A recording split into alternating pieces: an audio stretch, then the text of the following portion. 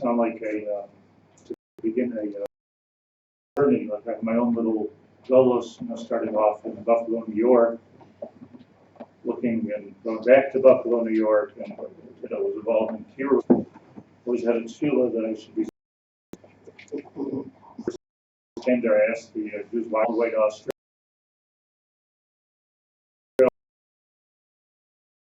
Really, they coming there to the Canaan.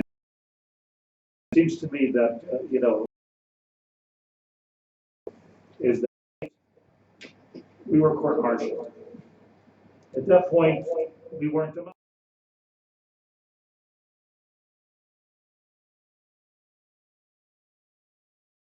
Ahavat Yisroel was the person going against the purpose of creation as animals. And from that moment, and it's from that moment, not from the time of the Ramat Bet Shemesh, and not from the time of the Ramat Bet Shemesh, and not during the Spanish Inquisition, and not during the Crusades, and not during the Holocaust. It was from that moment that Golos began. I evict you from the Gan, Hashem says. It's not going to be Gan Eden for you. You're going to have to sweat. You're going to have to work. You're going to have to get out of that Koitz V'Dardar situation. The Etz of Teldi Bunin. It's not going to be easy. And there's going to be Misa B'Olam. And there's going to be Chayli in the world. And you're going to have to figure out, Hashem says, and I believe really this is the whole Chumash, if I could be so broad. You're going to have to figure out how to get back into Gan Eden. You're going to have to do, in the words of the Ramchal, the Tikkun. And the Tikkun somehow is going to end this Golos that I started just a couple of days after creation. Baruch Hu was nice, you waited till after Shabbos, as I'll say. But you're going to have to get back in here. And it's all of Golos is about the eviction from Gan Eden. All of Geula is about getting back into that paradise situation. All of Chorban is about failure to do what we need to do to get back into Gan Eden. And all of Mashiach is about leading us into the Geula, into that Tikkun. The scholars like to say that there were many attempts at Mashiach throughout the generations. You know that. The scholars like to make a distinction between failed messiahs and false messiahs. It's not exactly the same thing. A failed messiah means that we weren't Zocha, was Achinu.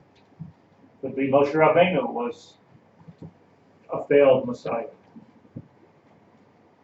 He thought that when HaKadosh Baruch Hu spoke to him at the burning bush, he thought that he's Mashiach. It wasn't that he had some kind of a messianic complex. He understood that HaKadosh Baruch Hu pulled him out from everybody else in the world and said, lead the people into Eretz Yisrael, lead the people back into Gan Eden. That's what he understood. Ruach HaKodesh, he realized that he's not going to bring the people to Eretz Yisrael. And he says, Shlach no biyad tishlach. Well, HaKadosh Baruch Hu, so what do you want from me if I'm not going to do this? What do you want from me? Shlach no biyad tishlach. Rashi says, if I'm not going to bring the people into Eretz Yisrael, get somebody else. Get Mashiach already. Get the Klal Yisrael and Mashiach. If I'm not Mashiach, what am I doing here? What am I, a civil rights leader? Targum Yonason ben Uziel. Shlachas. Pinchas. Pinchas is a better candidate than me, because Pinchas is Eliyahu. Eliyahu is the Kol HaMavasser. The Mavasser of Mashiach. Let's get the Geula going. Obviously, Moshe Rabbeinu was not false Mashiach, he was Emes La'amitai. There's no Emes like Moshe Rabbeinu. But he was a failed Messiah.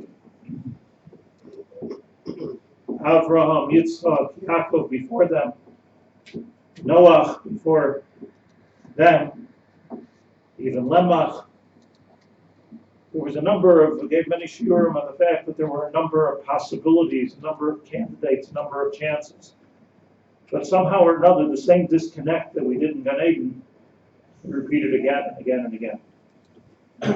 And that's why we're still in Golus. Then there were false Mashiachs. Shas Tzila, Havdillah, Havdillas. Dashka. So many different, there's a lot of hope with people. Maybe this will be the Gula. They weren't failed, they were false. And then there are those that, we'll talk about it as we learn the Kinos, that it's not so clear, at least to me, whether they were false or whether they were failed. Lo barur. Bar Kochba. Was he a failed Messiah or was he a false Messiah? You want to know something? Machlekes. Rabbi Kiva, Rabbi Yehuda Nasi. Rabbi Kiva said, "Hi Malka Mashiach." Rabbi Kiva doesn't make mistakes. And Kishemesh Rabbi Kiva, Noilad Rabbi. Rabbi Yehuda Nasi said, "Al Tikra Bal Kochbel Bar Koziva." It was Kozev. Kozev is a falsity.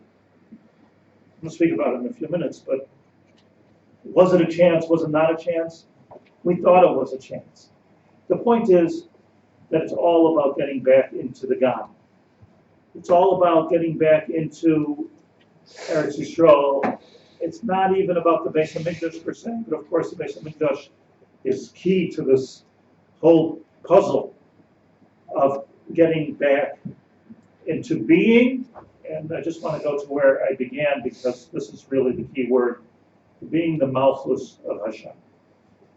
There is no other reason that human beings were created except for to be the Malchus of Hashem. There is nothing else. It's not like this is my religious obligation, or I want to do mitzvahs, I'm going to learn Torah. There is no other reason that human beings were created. There is, for that matter, no other reason that the world was created. There's no other reason that the stars were created, except for to be the Malchus Hashem. It's as simple as that. There is no other reason. This is a very difficult thing for us to absorb, for us to internalize. I don't know how many people internalize it. The moment that the world internalizes that, we're Malchus Hashem, and once we're Malchus Hashem, we're back into the Gula and back into Gan Eden. There are symptoms of not being able to internalize this. An obvious symptom of a Zarah. Well, if everything is the Malchus of Hashem, so what the heck am I worshiping Avodah Zarah for? Why am I looking for another way? If everything's the Malchus of Hashem, why would there be Sinas Chinam? It doesn't make any sense. If we're all in the same uniform, the Pnimius, what difference does it make if we're in a different uniform, the Chitzonius? Hashem made a lot of kinds of trees, made a lot of kinds of people. So if there's Sinas Chinam, this is not the Ladati. I'm saying here, big Chidushim in life, not for the sake of being Machadish, for the sake of, and I'm finally beginning to sink into my own head.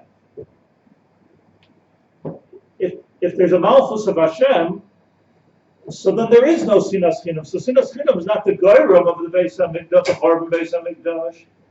There was Sinas Chinam we learned in the Kli Yikar, in the Bais Rishon. There's Sinas Chinam in the Bais Sheni. There's Sinas Chinam today. That's not the Goyim of the Chorban Beis HaMikdash. That's the simon. That's the symptom that we're not into the Malchus of Hashem. Now, it's not a difficult, it doesn't mean that we're supposed to be a bunch of robots. That's not what a HaKadosh Baruch Hu was. That's not what Gan Eden was. It wasn't a robotic experience. It was the most beautiful experience in the world. Peace is not robotic, but it's altruistic. In order for there to be Geula, in order for there to be Shalom, like the Nevi'im, Yeshayahu spoke about Barichus, we have to get a little bit out of our own egos. Because whatever you want to say about the Chet of Adam and Chava, it had something to do with themselves. It had something to do with their ego. And let's do what I want, and let's not do what Hashem wants. Disconnect of the Malchus. And that disconnect of the Malchus was, as I said, the beginning of Galus. Not a Pashadi Yisod. And I think that because sometimes you can open up a sefer and you could say a good word. You could see a word, you could say a word, say over a word, Shabbos table. It's probably not, most people don't get it, but they're Shabbos table after the challenge and say, let's talk about why we were created. Why did Hashem create you? This is not a part, this is life. And I think Tisha B'Av, as much as it's a day of mourning, of Elus, and what we lost, I think more than that, it's a day of reflection on why we lost what we lost, why the world is a big mess up, why the Jewish people struggle and suffer as they do. It's a day of reflection. It's a day, in the words of Yirmiyahu Hanavi, it's a day of Eicha. And Eicha is really the word of the day. Eicha.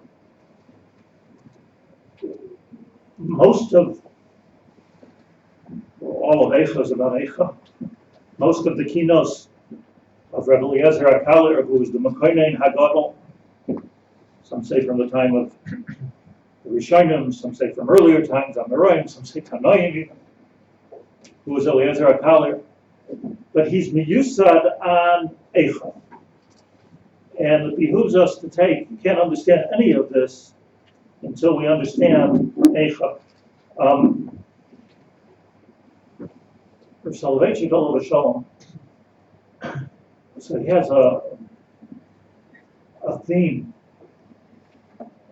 of the Kinos, and he was really the first one I know who sat down for hours and hours and hours and explained to everybody what the Kinos meant, because there was no Art Scroll Kinos, and there was no, with the Art Scroll Kinos, anybody read it and try to understand it. I think I mentioned previous years that one of the reasons why the Eicha is written in such a complicated lashon is so that it would survive the censor. Russia outsmarted the censor by putting in words that they don't understand, because otherwise it would have taken out. There's so much anti-Goy stuff here and anti-Christian stuff and anti-Ishmaeli stuff hidden in here. The problem is they did too good of a job, because now we don't understand it either. So we outsmarted the censor, we sort of like outsmarted ourselves. But one word we can possibly understand is the word Eicha. And Eicha, as Rav Soloveitchik puts it, is not a Jewish question to ask. Why did you do this, Hashem? It's not fair. Why do we suffer so much? Why are you treating us this way? Seems like there's persecution, discrimination. God, are you a racist? Why do you hate the Jews? Eicha Yoshva Badai. And that's, as Rav Soloveitchik says, a non-Jewish question. And because of that, every few Kinos, we have to say L'cha Hashem Hatzdaka, we have to catch ourselves, and we have to say Tziduk Hadin. Tziduk Hadin, whether we say it in the Beis HaKoros at a Levaya, or whether we're saying it in Kinos, is that deep inside, we understand L'cha Hashem Hatzdaka, L'lamed Boishas Panim. We understand that this is Hashem is a tzaddik, even though we don't understand. But we understand that we don't understand. I would like to, with mamash all the respect in the world, I would like to suggest an even simpler explanation of Eicha. And something that I myself, and I think all of us can maybe relate to even on a basic level. Because before we get fancy, the simple question of Eicha is, how did this happen? And the answers are here also. The answer is not just tziduk hadin.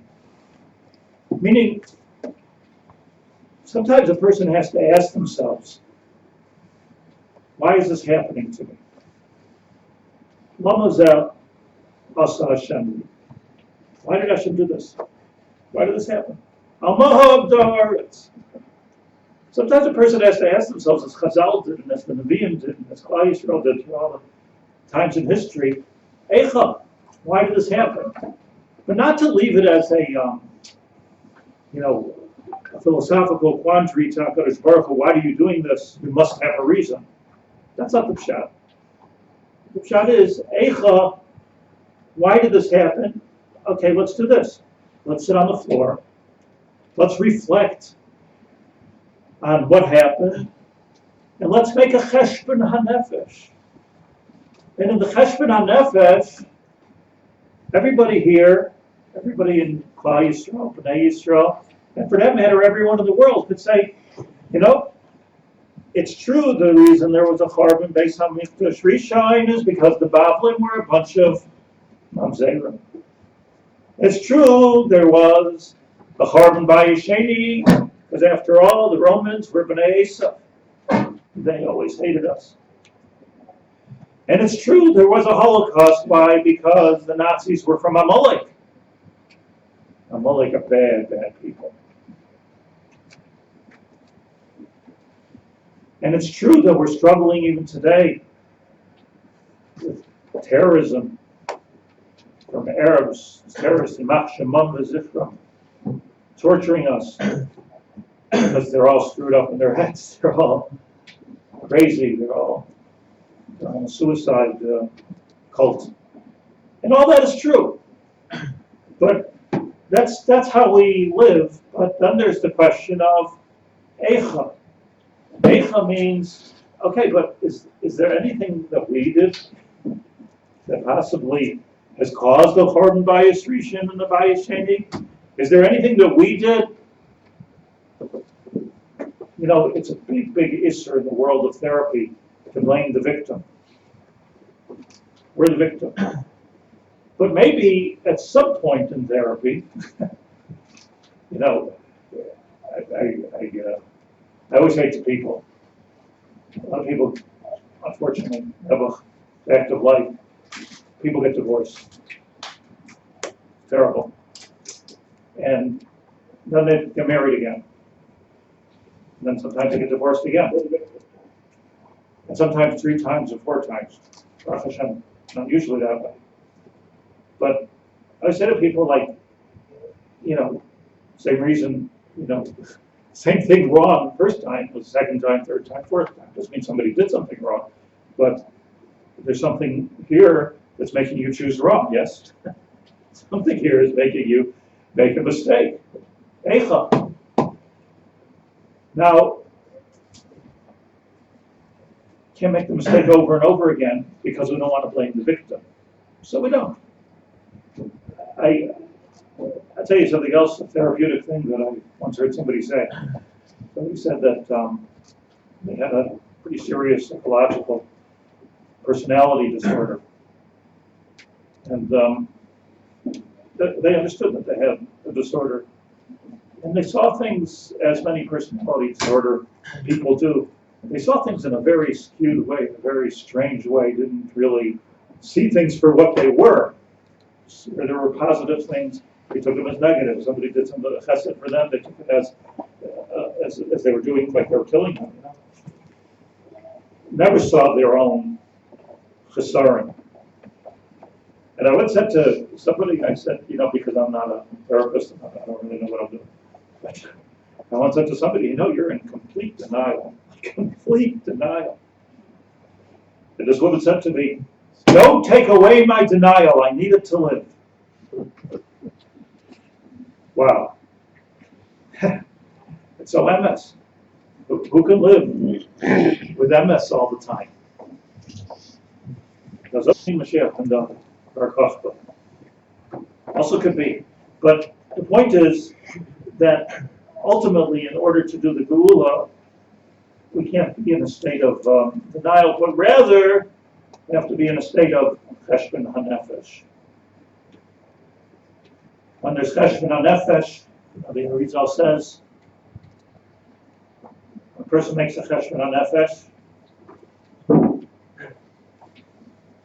just a little bit of Kaballah, there's Nefesh, Ruach, Neshama, basic Nefesh, Ruach, Neshama, category called Cheshbon.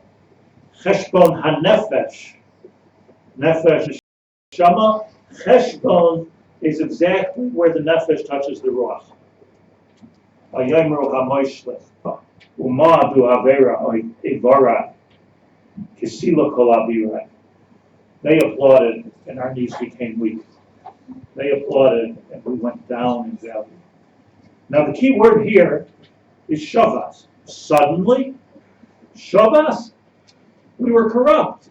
We were. I mean, let's not be in denial here. We were not a bunch of angels sitting in Yerushalayim. I'm going to read to you from Tanakh in a couple of minutes. We were not. There's a reason why they don't learn Tanakh in yeshivas. My gosh, like it's hard to believe. Talk about Jews. Today we're Malachim. Time of the Beit Shemesh by his Rishon. Menashe HaMelech. Shaharagas Yerushalayim Peh Peh. He kills every Talmud Chacham that he can find, including his own grandfather Yeshayahu HaNavi. What a tchotchke he was. So what's the Shavas? What is the Shavas? The answer is, it's an awakening. It's a rude awakening. It's a moment of. Shavas tells us that we were in denial. And we needed that denial to live. Don't take away my denial. But Chorban Beis Hamikdash, whoa, did that take away our denial. Golus, did that wake us up? So it wasn't like there is this, like iron curtain between us and the Shamayim, and HaKadosh Baruch Hu just removes it and puts it back, and here we are, lost reception. Hello. That's not the pshat. This was a very, very long, I would say, patient on HaKadosh Baruch Hu's part. Erech HaPayim, the Rav Chesed. HaKadosh Baruch Hu's Erech HaPayim. And by the way, we're still here. Not the real Erech HaPayim. But Shavas it wasn't, but what Elazar HaKalar is bringing out in the first word of the morning Kinos is that Shavas, it seemed like it was, it seemed like, Le'aleinu and Le'alechem, but when somebody close dies, they can be sick for years. And the doctors could say in their Shafira, got 30 days to live, 20 days to live. How the heck did you know how many days a person has to live? Thank God. But we hear it anyways. We hear it all the time, Let's even take away the life support. This is a waste of money, waste of time. So the one thing we shouldn't be when the person dies is in shock. Le'alechem, when you're at Aval, Shavas, there's something shocking about it. Hard to understand, really. There's something like, well, died? Hello. I remember with my rabbis, I just had a Kaddish to Rav. Wasn't even able to say that until recently. Wasn't even able to say Zecher Tzadik L'Bracha. Couldn't say the words. And he was 100, 103, 104. He was old. And he was sick. Not a Lubavitcher. It took me a couple years to sink in, and he actually died. I couldn't, it just showed us. I just couldn't, he was so part of my life. He was so part of life. He was alive. I lived in his house. He taught me. And so too with parents, so too with people that we love. It's always a Shabbos. It's always, but the Shabbos is not what it really is. The Shabbos is a psychological condition because that's what we need to do. We say, Naflo Aidenu B'Tzul D'Chuya.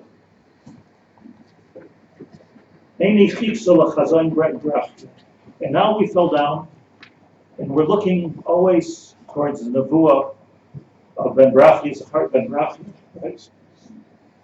Older women and older men will be in the park watching children. The Nevuah Baruch Hashem that we're zochet to see at least the beginning of today, right here. But Eini Moileles Yavanis Nechuya. Yavanis Nechuya is interesting because the Lazar Kaller is referring to, according to the Mepharshim, Titayova, quicksand. It's a pasuk in Tehillim, quicksand. There's very little to do with the Yavanim. It's why it's called Titayeven. I think the Greeks, the Yavanim were named after quicksand, not quicksand named after. It wasn't a Greek invention. But the idea of quicksand, we've all watched TV when we're little kids. Because the idea is like, you're standing in this place, so they used to torture people, and you go down, down, down, down, and you can't move, and you can't get yourself out. And by, that's quicksand. And the quicksand was talking about how we fell into this place of Golus, where we just went down and down and down and down until we couldn't get ourselves up. Or Soloveitchik actually writes that it refers to the Greeks. It's hard to understand why I would refer to the Greeks because you were talking about the Bais Torah. There were no Greeks. But it doesn't make any difference because it can go back and forth, I guess. But it was the same thing. We fell into Greek culture, if you will, where we just get swallowed up into a culture, which is like, we just get deeper into it, deeper and deeper. Titayova. Asa v'nicham v'yikra l'pchia. So what happens is we're sinking. Asa v'nicham.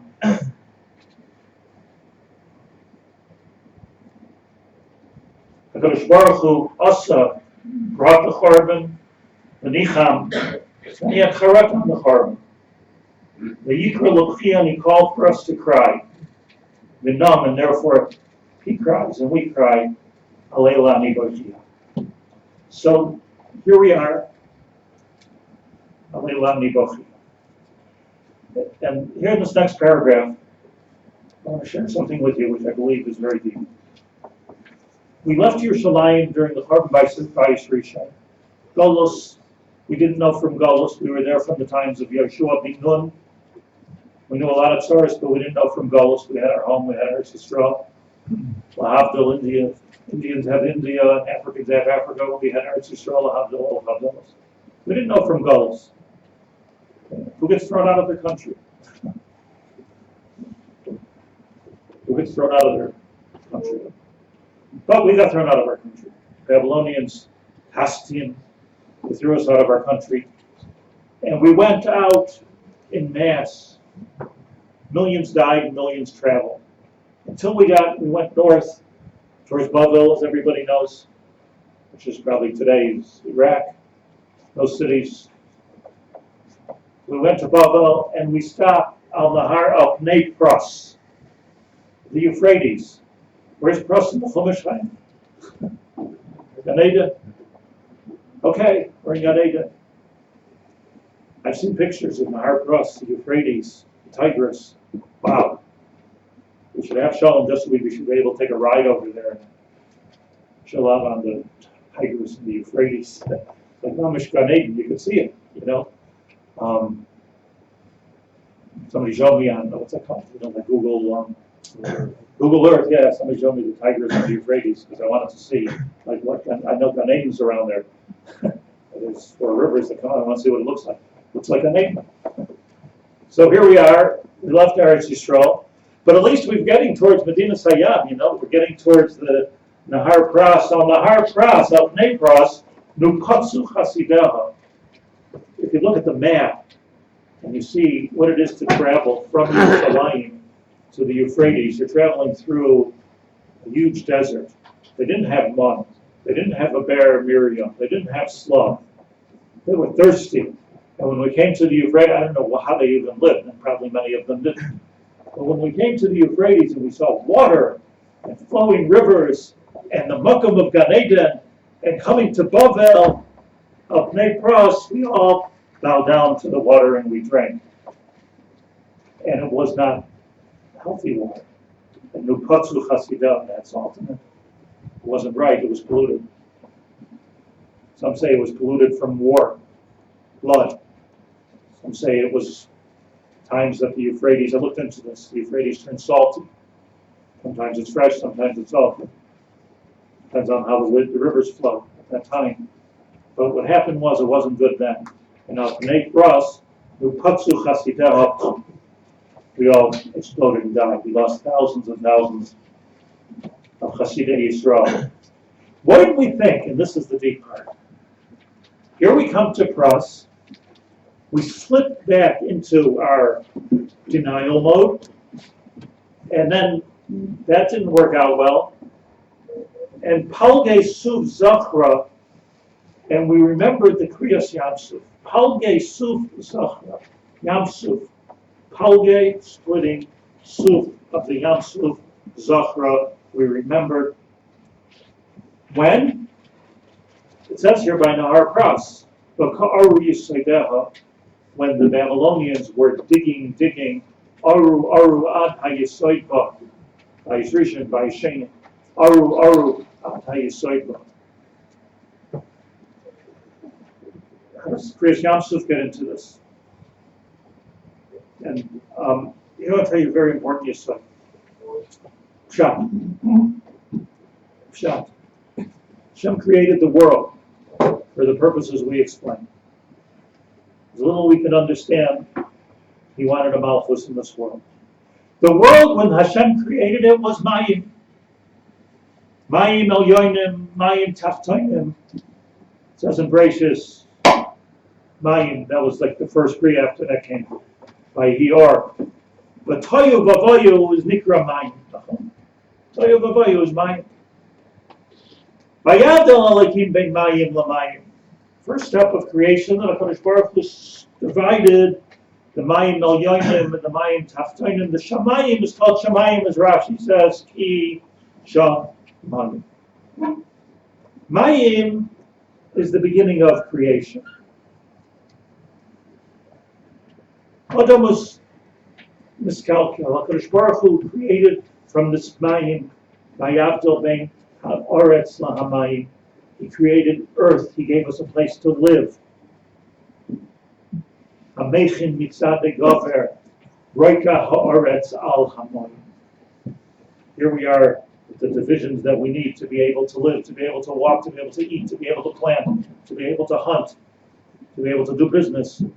Hard to do all that when you're drowning. So the tikkun ha'olam of Vayavdil that HaKadosh Baruch Hu did all had to do with division. There was HaKadosh Baruch Hu separated and sorted out everything. The Maral speaks about this in the beginning of the Derech Hashem. Talks about all of the 12 divisions in Sefer Bereshis and Parshas Bereshis. And then brings another 12, and he says it's Keseder Aleph base, the 22 divisions of Vayavdil that you find in the Torah. The Vayavdil sorted the world out for us so that we can live here. And we can be Mishtabeach Hashmo Yisparach and make the tikkun. So we started off with Mayim, and then it was all divided. And that was good. And then we did a chet, and we went into Golos, and more Golos, and more Golos, and more Golos, and more Golos, and HaKadosh Baruch Hu says what they used to say before we used Macs, Control, Alt, Delete. Let's go back to Mayim. Heavy Mabul al Haaretz, brought the Mabul into the world. All this division is not bringing to any kind of tikkun. All it's doing is creating corruption. What did I do? What did I make the world for? On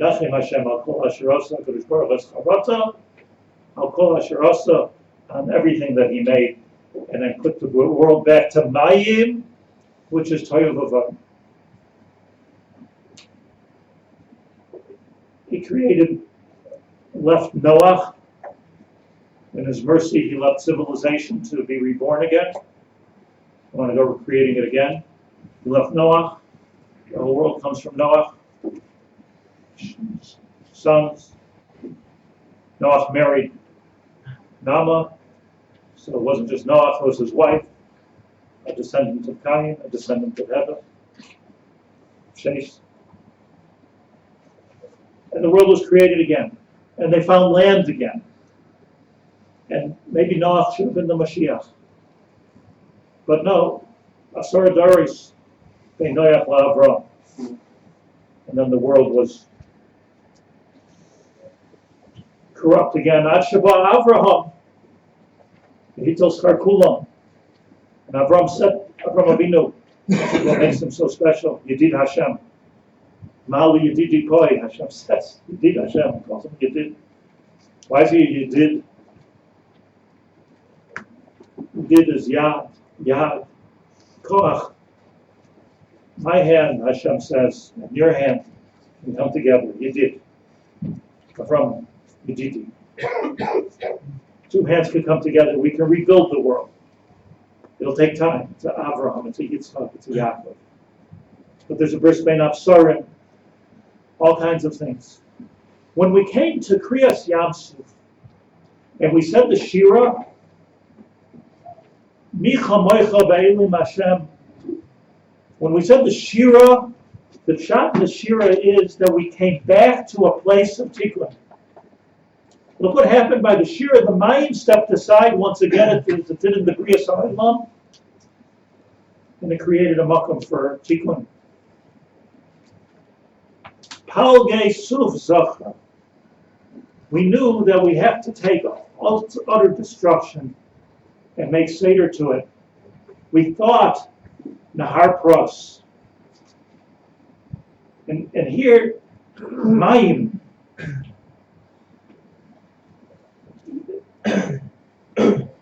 Let me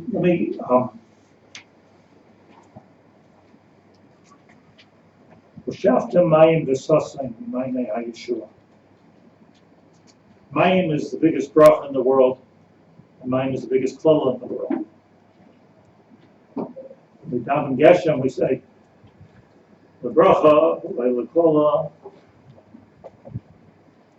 We can say that about everything. We can say that about money. Somebody told me he recited that down to the way down to his chuppah. The bracha, the klala. Okay. Mayim is like the ultimate Asian Mayim, which Rashi says is Shamayim. Asian Mayim is the ultimate bracha. You can cook with fire, you can be warm with fire. Fire saved us. Fire is a big destroyer. Mayim, can't live without Mayim. You have to drink, you have to have Mayim. Your body needs Mayim. The world needs Mayim. Plants need Mayim. Everything needs Mayim. You can't do anything without Mayim. That's why we daven Geshem. The Mayim can also, as we see, Le'olenim can be destructive. The wrong kind of water, by the way, kills you faster than any other poison because it gets right into your system. So, the Mayim of Palgei Mayim of Yamsuf, Ushavte Mayim B'Sosayin, and this is so important. I want to go a little bit out of order and then come back to a little bit to this. But if you turn the page, or at least remind me to turn the page, the Rabbi College says, Ki Tom Hakto B'Fensoi Fanecho. Tom, of course, is Yaakov Avinu, Yaakov Ish Tom, Mershav Ayavos. Just a couple of paragraphs. Ki Tom Hakto B'Fensoi Fanecho. It means, what's a Kesoi Fanecho? Kisei HaKavod. Case, Kisei Fanecho. Kisei HaKavod. It means that Yaakov Avinu, I mentioned before, the Medrash Rabbah says that Yaakov Avinu woke up from his dream. Manoira hamokim hazeh. Ein zekim beis halikim v'zashar shamayim. And he says, V'anoichi lo yadati. I didn't know that this was the makom. It's a holy makom.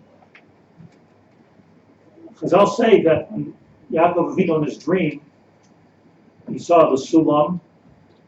I want to explain it more in a few minutes, but he saw the sulam, and he saw the Kisei HaKavod on top of the sulam. That's how high the sulam got.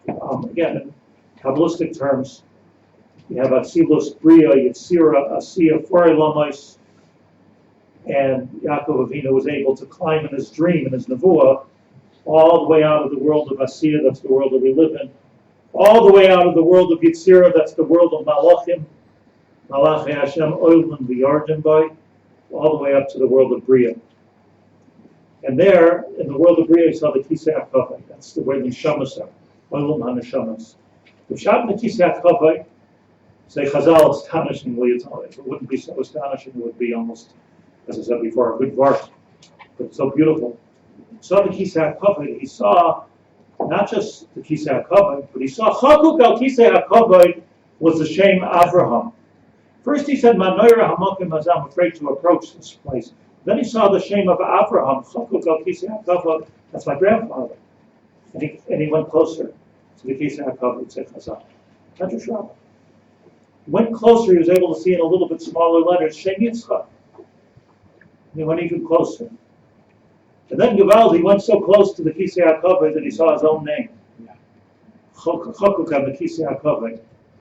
Kitam chokta b'chesed fanecha. Because Yaakov was chokuk on the Kisei HaKavod. And he said, whoa.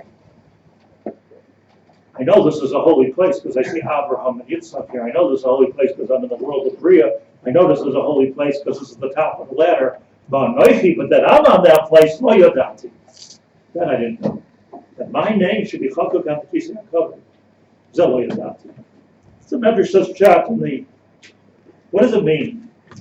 What it means is, Kitam Chakta Kescha Evanecha is that this that we were expelled from Gan Eden requires a Mashiach. It requires a Tikkun.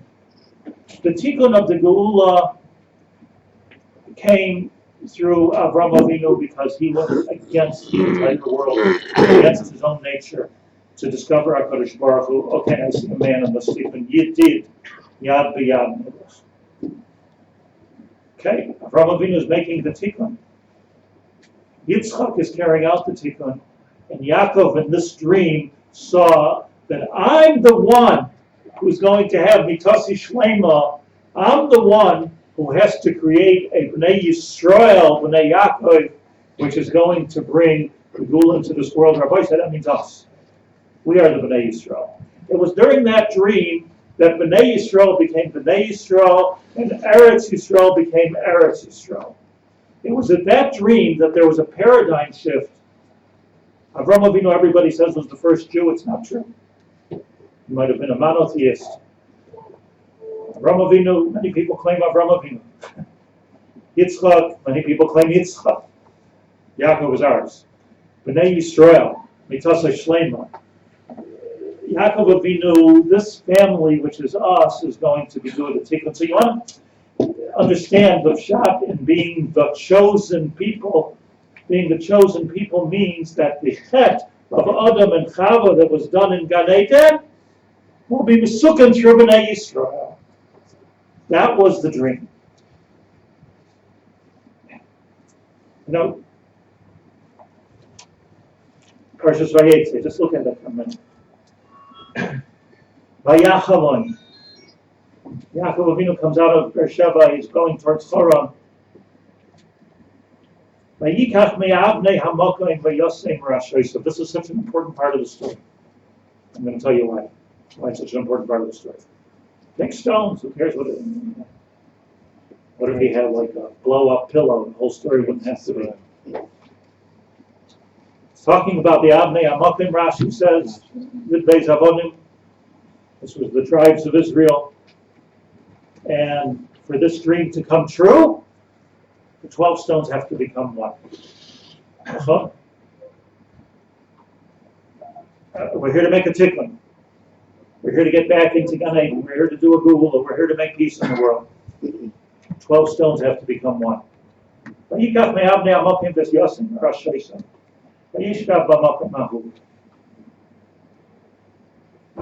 He went to sleep, he had his dreams. As the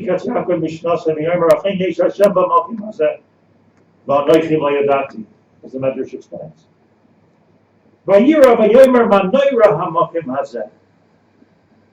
He woke up with a further insight.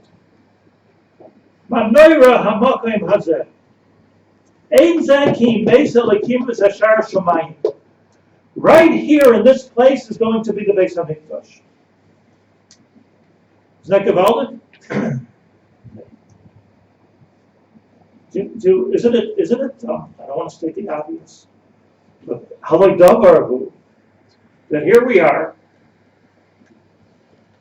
thousands of years after the Churban by Yisrishon,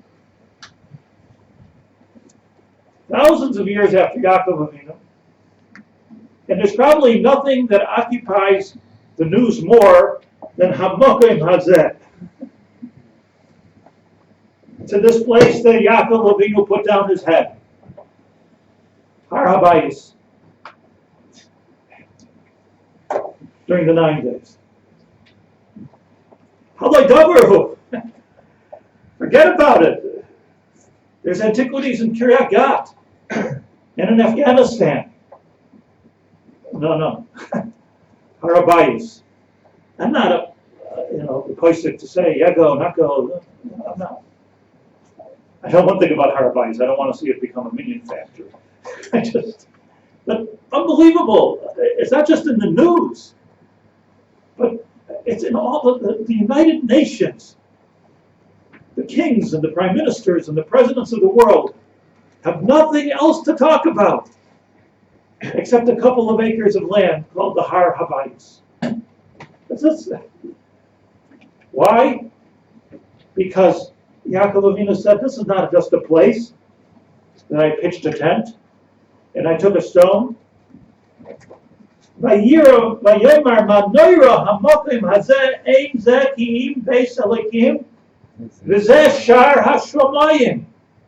what this Har HaBayis is. Look back at this Kina for a second. Yaakov Avinu is the one who's chakok on the Kisei HaKavod, which is right there where Yaakov Avinu put his head. Tashiv lahem gemul chaz chazais panecha. And the enemies of Israel want to kill us. They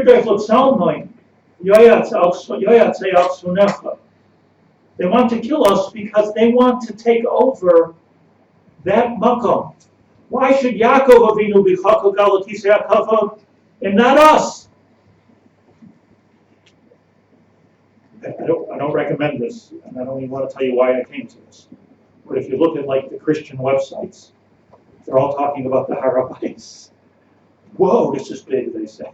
The pastors of the world. This is big. The Jews are back on the Har HaBayis. This is big. The Geula is going to come. This is not a small thing. What's going on? Because the Goyim, including them, all think that they're the ones that they're going to find their names on the Kisei HaKavod. And the Goyim, Churban Bayis Rishon, Churban Bayis Sheni, it's all to get us away from the Har HaBayis. Do you know that the 1096, fast forward, the first crusade, the Pope, Yimach Shemoy V'Zichrei, his slogan was from Normandy to Jerusalem. On the way, kill a couple of thousands or hundreds of thousands of Jews. But the main thing is, I don't know if people know this, was to get to Yerushalayim, to the Har HaBayis, and to redeem it. That's all he wanted to do. The place where he held Yashki Yimach Shemoy went up, which is down the street, and the Har HaBayis get it away from the Muslims. It was a war against the Muslims. Just no matter who the war is against in this life, got to kill Jews along the way. It's one of the. So it's all about the Har HaBayis. Ad Hayoim Hazeh. It's all about the Har HaBayis. You don't own the Har HaBayis. Who has ownership on the Harabais. Metal detector, Mapitom. It's our Harabais, not your Harabais. Everybody wants our Harabais. Doesn't make a difference. It's our Harabais. Yaakov Avinu had this chaloim. What happened at the Harabais? When Yaakov Avinu was there, and this is so important. Vayashkem Yaakov Avoiker. Vayikach es ha'even. He took the stone. Asher Somer Ashoisa. Vayosem Oisam Hatseva. He made it into the Harabais. You know what that Evan is? That's the Evan Hashasiyah. The dome of the rock. That's this rock. Can I give a speech in the UN? Where do you think the rock came from? Whose rock is it? Yaakov Avinu took the rock. Vayikach es ha'even asher somer ashoisa vayosem oisam hatzeva vayitzak shemen ha'rosha.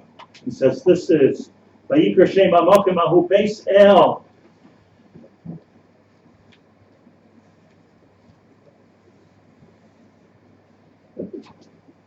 Now the Evan HaShasiyah,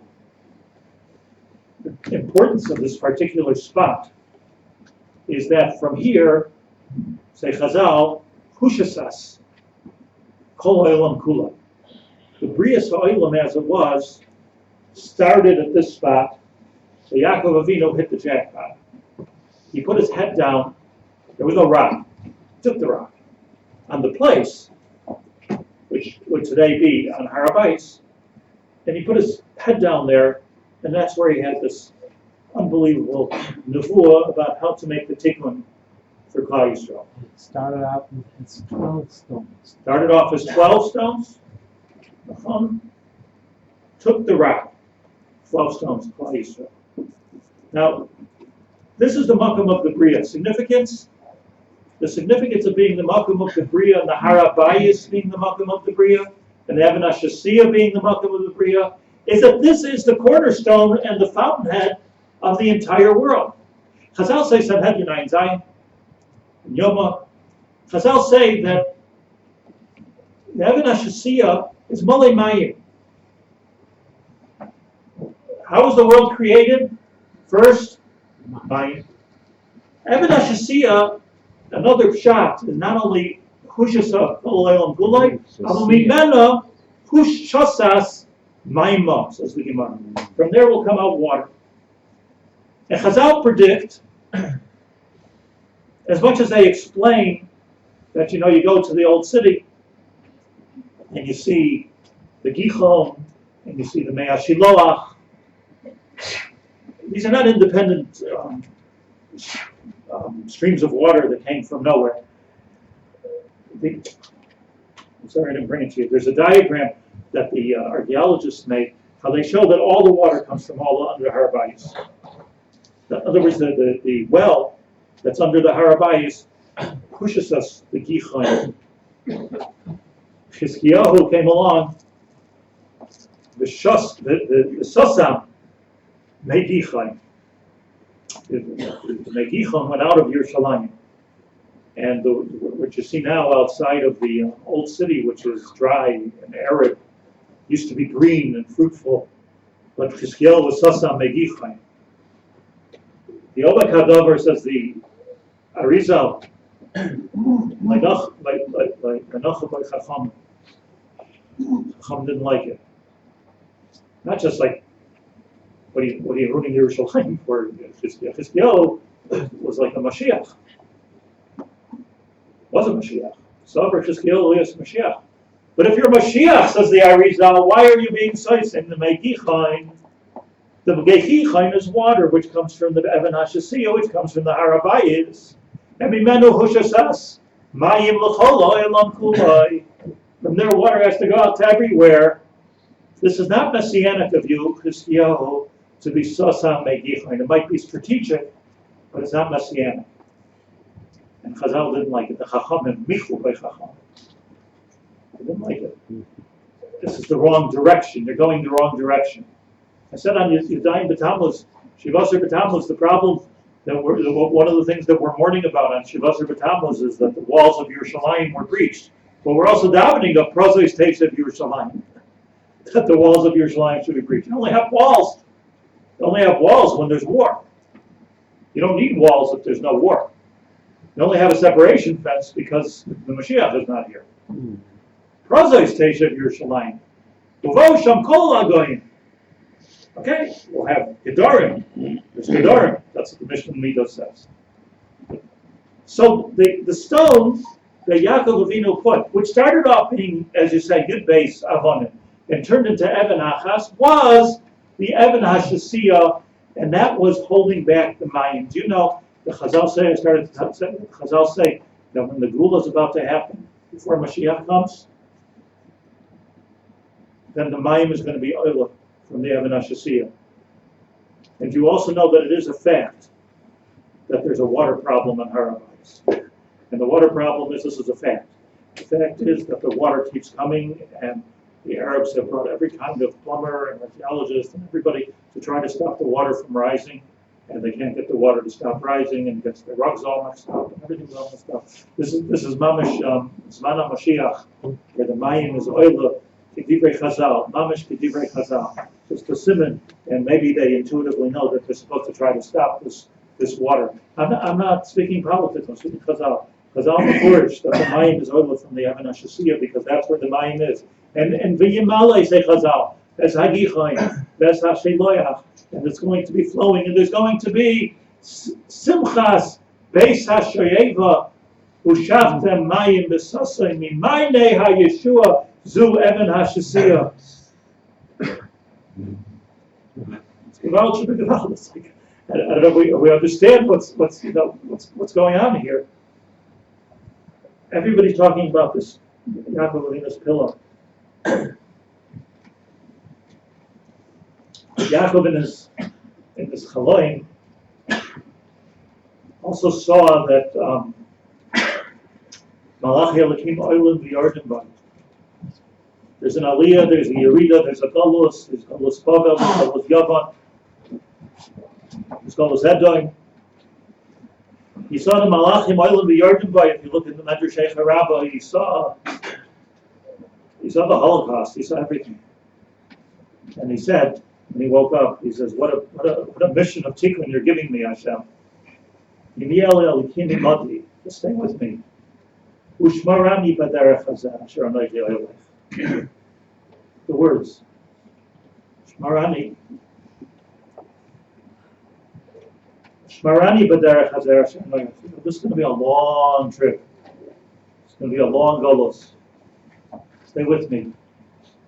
And Moshe Rabbeinu later said, I don't mean malachim. I mean you. Yimein ponecha hochem al taleinu mizeh. He was talking about, the Ramban says, these words of Yaakov Avinu, Ahushmarani naloya idei malach, naloya idei saraf. Yetzias Mitzrayim as it was. Unless only lechem lechel, beged l'vim, survive this long and arduous goals. I'm not saying drush, I'm saying Shav the puzzle. The shaft is the Shalom al Beis Avi, and if we do the tikkun, I can come back the Shalom with the tikkun gomor al Beis Avi v'haya Hashem li'olei. I can come back to Malchus. You know the Haskir, Yom Kippur, we get so high, yeah? Yom Kippur, and the last words of Yom Kippur is Hashem Hu Alikim 7 times.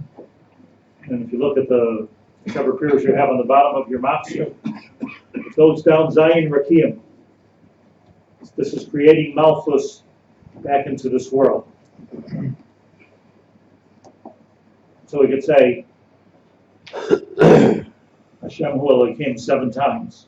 This all comes from Yaakov Avinu. V'shafti v'sholem al Beis Avi v'haya Hashem li le'Elokim v'ha even hazos. And this even that we are referring to, Asher Samti Matseva, which I thought was just a place to put my head. Yiyeh Beis Elokim. It'll become the Even HaShasiyah. It'll become the Beis HaMikdash. That's what Yaakov Avinu said. It's Mamish Kaval. The flip side of it is this. Tisha B'Av has a flip side. And the flip side of it is that Hani Mili, if we're leading, we B'nai Yisrael, we the B'nai Avraham, Yitzhak, Yaakov, are working towards the Tikkun Ushmarani, Baderach Hazeh, Hashem will watch us as we make the Tikkun, because Yaakov is Shmoy Chakuk El Kisei HaKavod. But the minute that we eat from the Eitz Hadas again, and the minute that we say, you know what, this world, let's do the cutoff, and let's do Avodah Zarah, let's do Gilui Arayos, and let's just hate each other, let's get all involved with ourselves and our ego. So the Goyim, nature abhors a vacuum.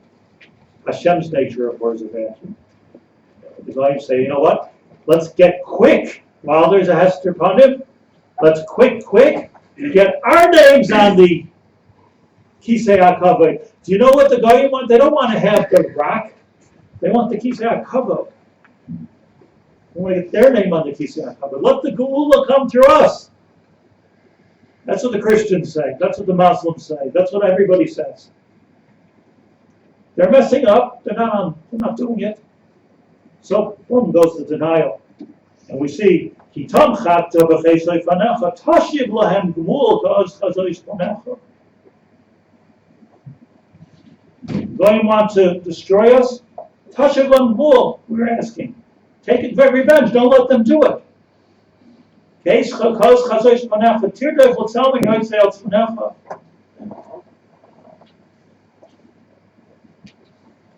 In my Pirush it says, what's the pshat? I'm sorry, Tirdoif l'tzelmoin. What's the tzelmoin? Nira koichacha kasher ra'inu b'kriyas yamsuf. He brings rayas that the tzelmoin was called kriyas yamsuf. Kisha amarnu zeh keli va'anveyu. Again, the palge yamsuf. The palge suf zachra. Who's going to make the tikkun where the world is worth having, where it's rayavdo ben ha'aretz va'amayim, where there's not going to be mayim, some mayim, but the mayim is going to be masuder. You know what happened in Kriyas Yamsuf? I want to repeat it again. What happened in Kriyas Yamsuf is that Keli Van Vehu. We weren't just talking about buying a nice menorah. That Keli Van Vehu, we saw that HaKadosh Baruch Hu has a Seder in this world. That's what we saw.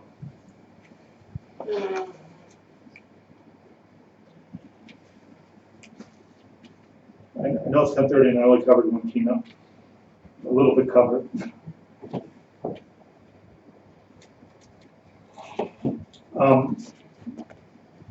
The truth is, a lot of the things that we say here we'll go back to. I want to explain something in Kinos Zion and almost all the Kinos of Rabbi Eliezer HaKalir work in Seder Aleph base. Eicha atzta be'apecha le'zacharta bris bein hafsar beis eicha ga'arta b'garasecha gimel le'zacharta diligas dilug derech. Aleph base gimel del. Almost all of them go with Aleph base gimel del. The reason for that is because Eicha, that he was basing his Kinos on Megillas Eicha, and Megillas Eicha is in the Seder of Aleph Beis over Haguf Akasha. Why did Yirmiyah Hanavi decide to do Eicha the Seder Aleph Beis? That's the subject of the next 3 minutes. Why is the Kinos in Seder Aleph Beis? Because the Eicha is in Seder Aleph Beis. Why is Eicha in Seder Aleph Beis? So Chazal say, Sanhedrin, Chazal say,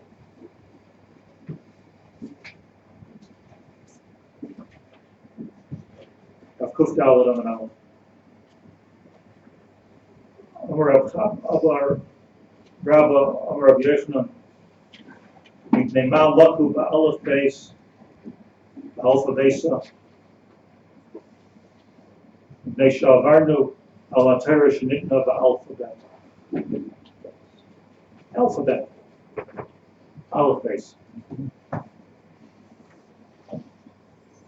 don't even give us credit for that. Oh. What's the part of me over here? Mipnei laku, the Aleph days, where did that happen? Says Rashi, Sanhedrin Kuf Daled, Mipnei laku ba'alpha besa, Megillah Seicha. We see that the Yirmiyahu articulated the Chorban with the Aleph base. Aleph base, in the Seder that we learned as children. Aleph base, Gimel Daled, Hey Vav. And why did he articulate, the Gemara asks this question, why did he articulate the Eicha and I'll add, why did Rabbi Eliezer HaKaler articulate the Kinos with Aleph base?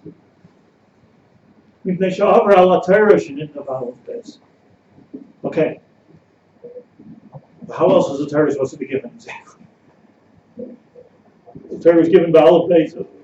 How else are we going to say Vayidaber Hashem al Moshe Lima if not for Aleph base? What's the this is the Kaballah of the Torah that it was? Why don't you say that? There's a lot of things you can say, but Aleph base doesn't seem to be the Yikr here. So I'll tell you the pshat. The Sefer HaYetzirah begins in Shadua. To anybody who's Isaac in these inyanim, that the world was created with the Aleph base. But that means, it's not hard to understand what that means. It doesn't mean that there were little Alephs and little bases flying down from the Shemayim, and boom, this one became a water. Right? Maybe it does mean that. That's not what I'm here to explain. The world was created with an Aleph base. The world was created. HaKadosh Baruch Hu spoke. Asar ma'amoros nivra ha'olam. Vayolam. HaKadosh Baruch Hu spoke. Let's just meditate on that for a second. HaKadosh Baruch Hu spoke. He spoke. HaKadosh Baruch Hu's kulei ruchani. Ein gvul.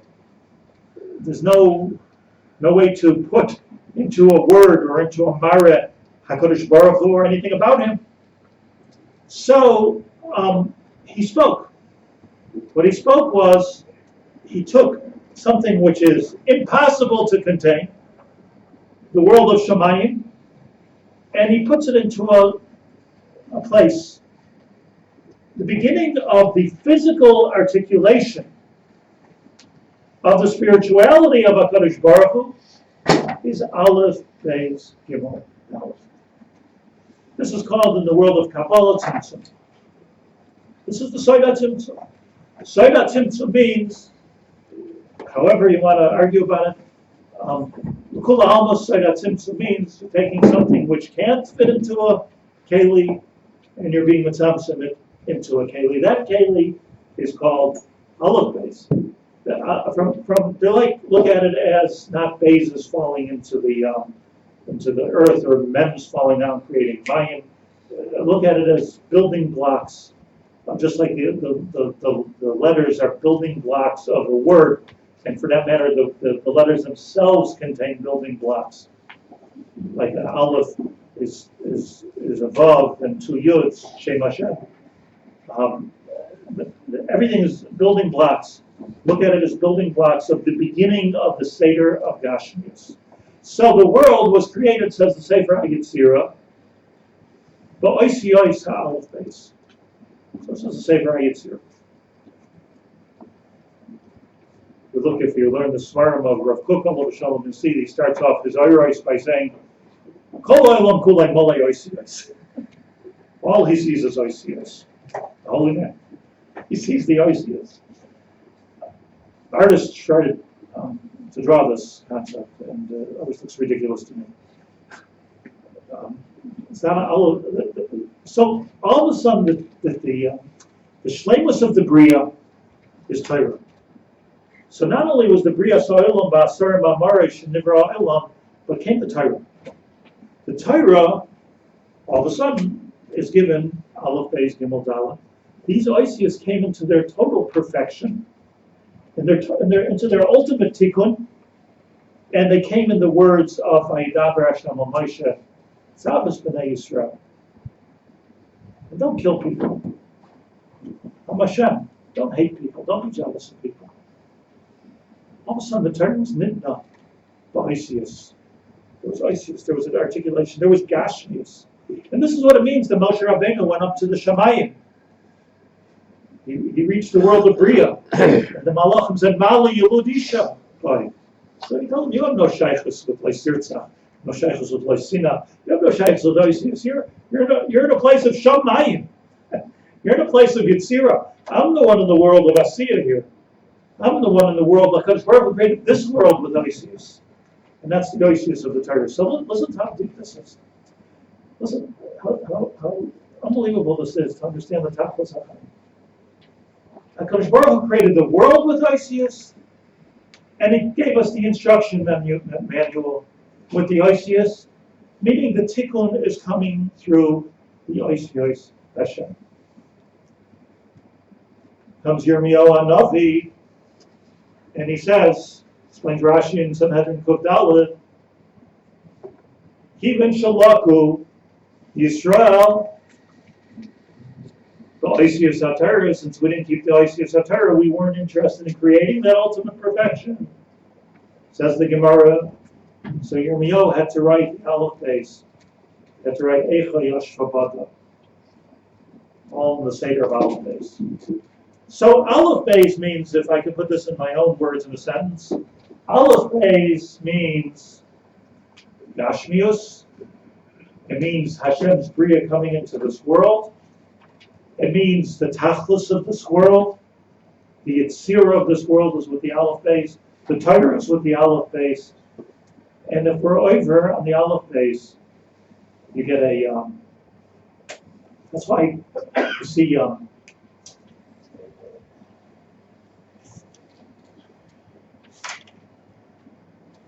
Gemara says, the Gemara wants to know in Brachas Daf Daled, the Gemara wants to know why is Ashrei such an important tefillah.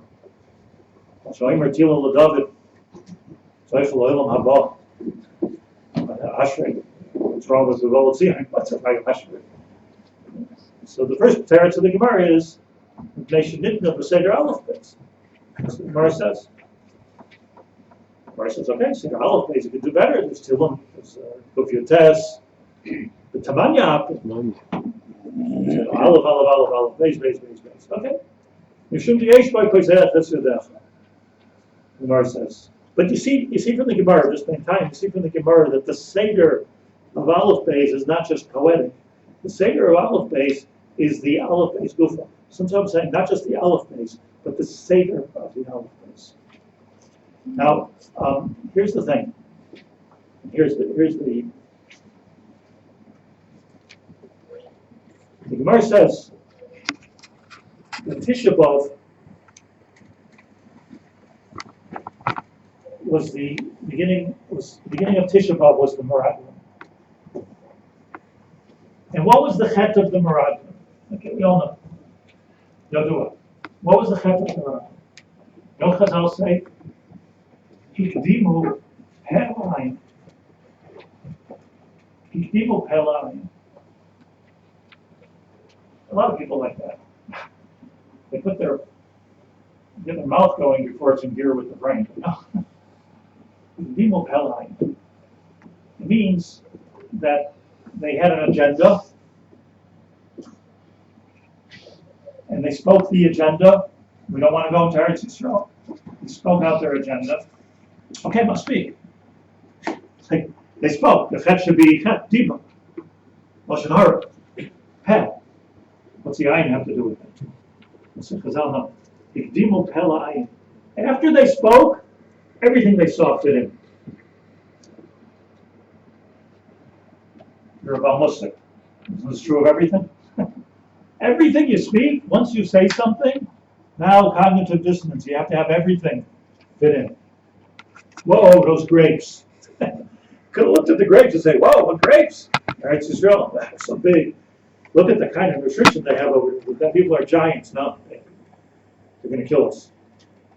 This is the chet, the chazal, of the Dimu Pelayim. So, Chazal explained in the Medrash that Yirmiyahu understood the Yisod perfectly, and in Perek Beis, starting from Perek Beis of Eifa, he does everything in Seder Aleph Beis, except for It puts the pay before the ayin where it doesn't belong. It's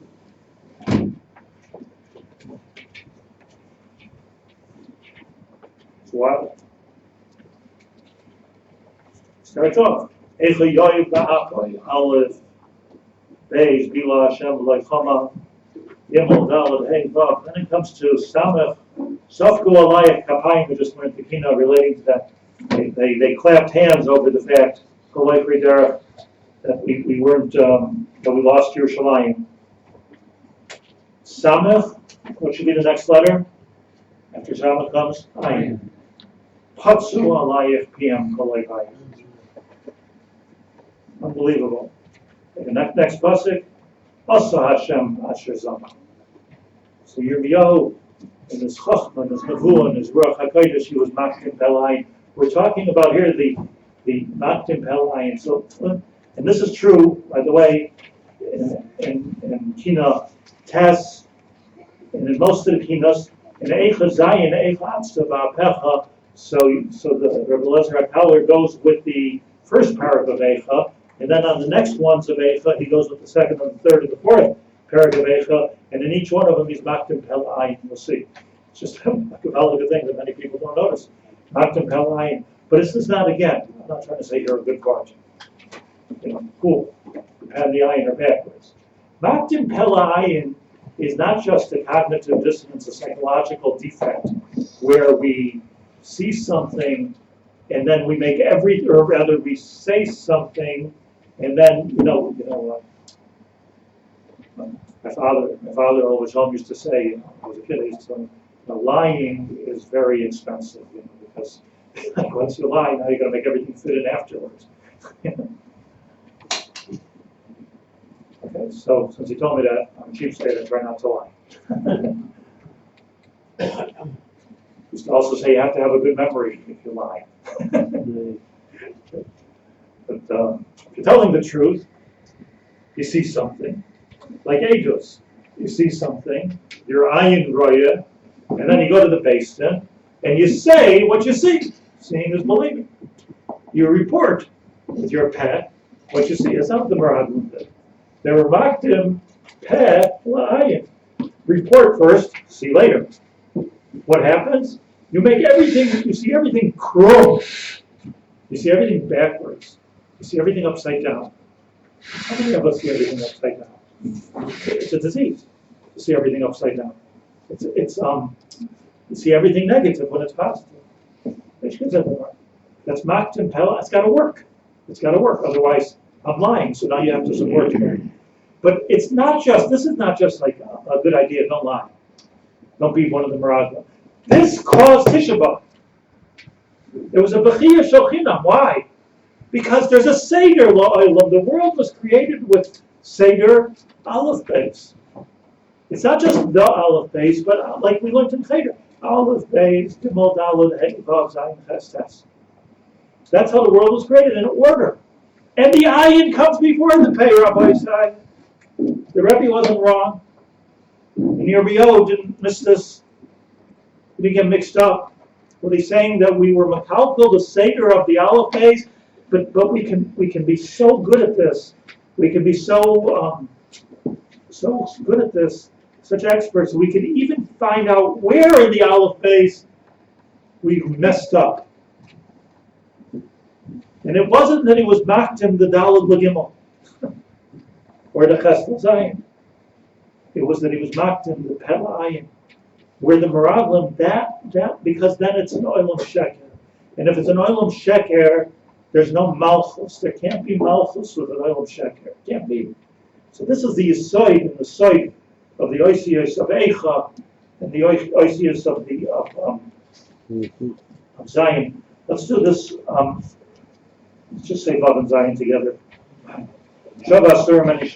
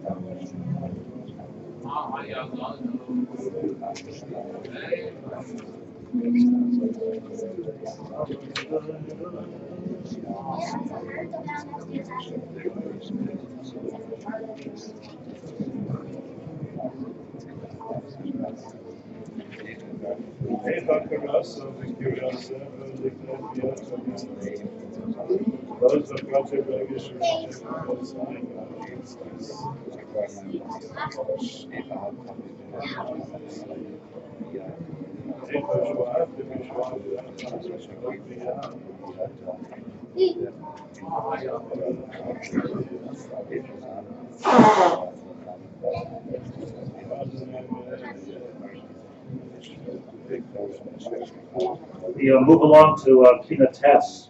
Eicha.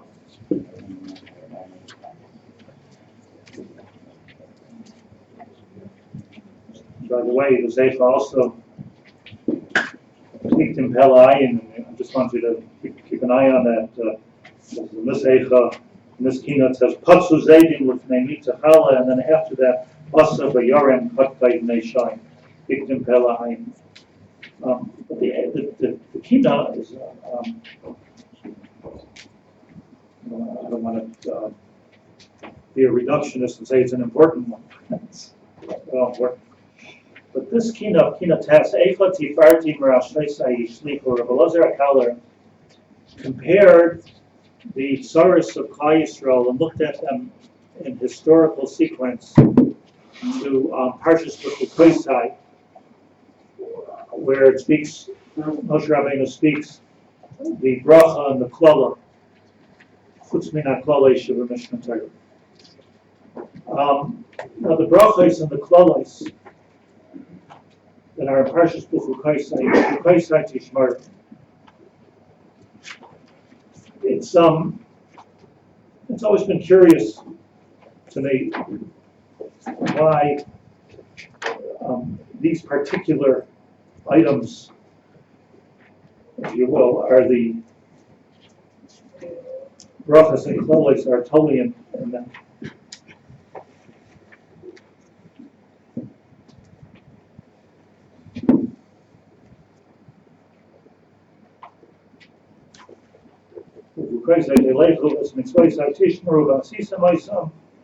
Nasati Gishmechem Beitam Nasnar Tzivula Veisasada Yitain Period Kisiglechem Dayish Espatzer Batzer Yasi Gezora Achaltam Lachmechem Laseva Vishaptim Lavetach Ba'artzechem. Moshe Rabbeinu spoke again about the Geulah. He spoke about Eretz Yisrael. You'll be safe in Eretz Yisrael. You'll be productive in Eretz Yisrael. You'll have produce in Eretz Yisrael. You'll have rain in Eretz Yisrael. V'yishaptim levetach v'aretzechem. More about the Geulah of Nasati Sholem Ba'aretz. We should be zocher to shalom baretz, u'shchaftem bein machrid. You're able to go to sleep at night not thinking shalom should be something terrible happen. Ishbati chaya ra min haaretz. No more terrorists. V'cherev le'sabor b'aretzachem. V'redaftem esodeichem v'achlu lifneichem l'cherev. The whole bracha is the bracha of the Geula. The whole bracha is the bracha of Mashiach. But he has some, especially in Mishnah Torah, particular things that are sort of bring the bracha and particular things that bring the klala. It's not just solitary mitzvahs. Rashi says at the beginning, so Rashi says, mitzvahs? No. Doesn't mean kiyum mitzvahs. Sorry, kiyum mitzvahs are, I know what kiyum mitzvahs. It begs a question which is even better than Rashi's question. That's what it's, I mean, I'm all for it. That's the Nakuda here. So what's important to understand, Pasuk Pshat is, in Moshe Rabbeinu, is that besides for the fact that we have a Torah with Taryag mitzvahs, we have a bris with HaKadosh Baruch Hu. And the bris Hashem made with Avram Avinu. The Avram Avinu made a bris that if you carry this out, and a bris is a covenant. A bris is a deal, a contract. A contract has two sides. Ani l'doidi, l'doidi. Kadosh Baruch Hu says, look, I'm not going to destroy the world. Start out with the Mabul. I'm not going to destroy the world. I'm not going to be Mafsarei L'toyu v'avoyu of mine. But you need to make the tikkun. And Klal Yisrael has to be here forever to make this tikkun, because it's going to come from Rabbi Yaacov, and it's going to come from this Evan. This is where it's going to come. Eila divrei abris, Moshe Rabbeinu says at the end of the brachas and the klalos.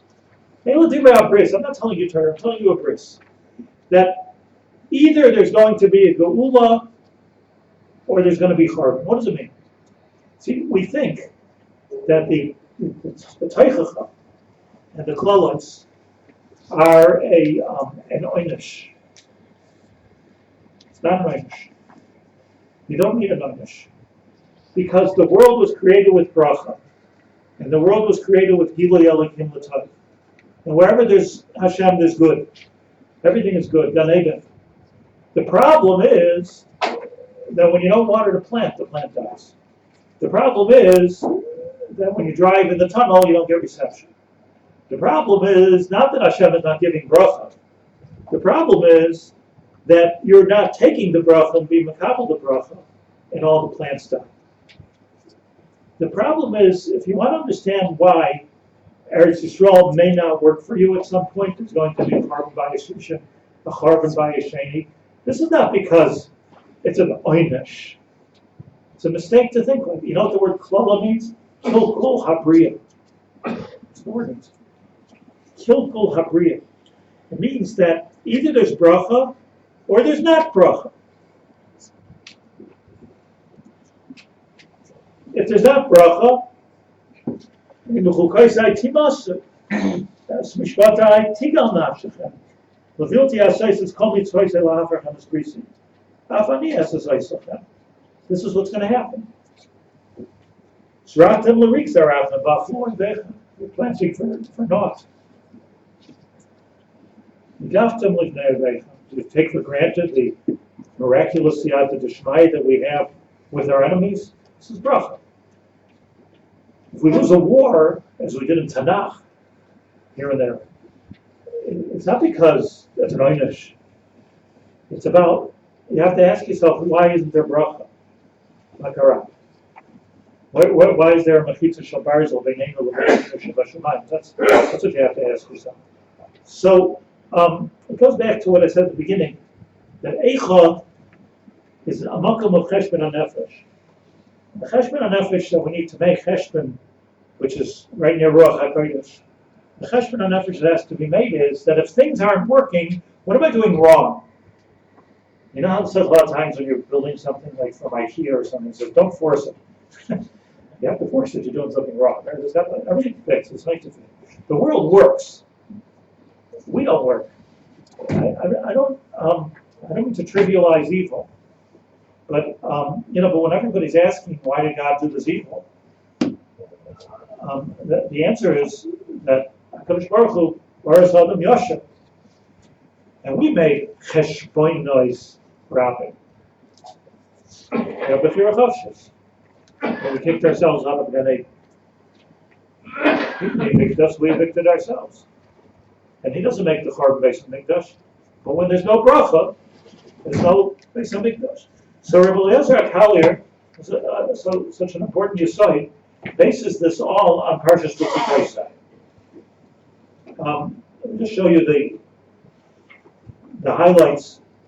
If you start looking at from the base, first of all, start from the beginning. It's always good. We lost the Kvod Hashem, yeah? The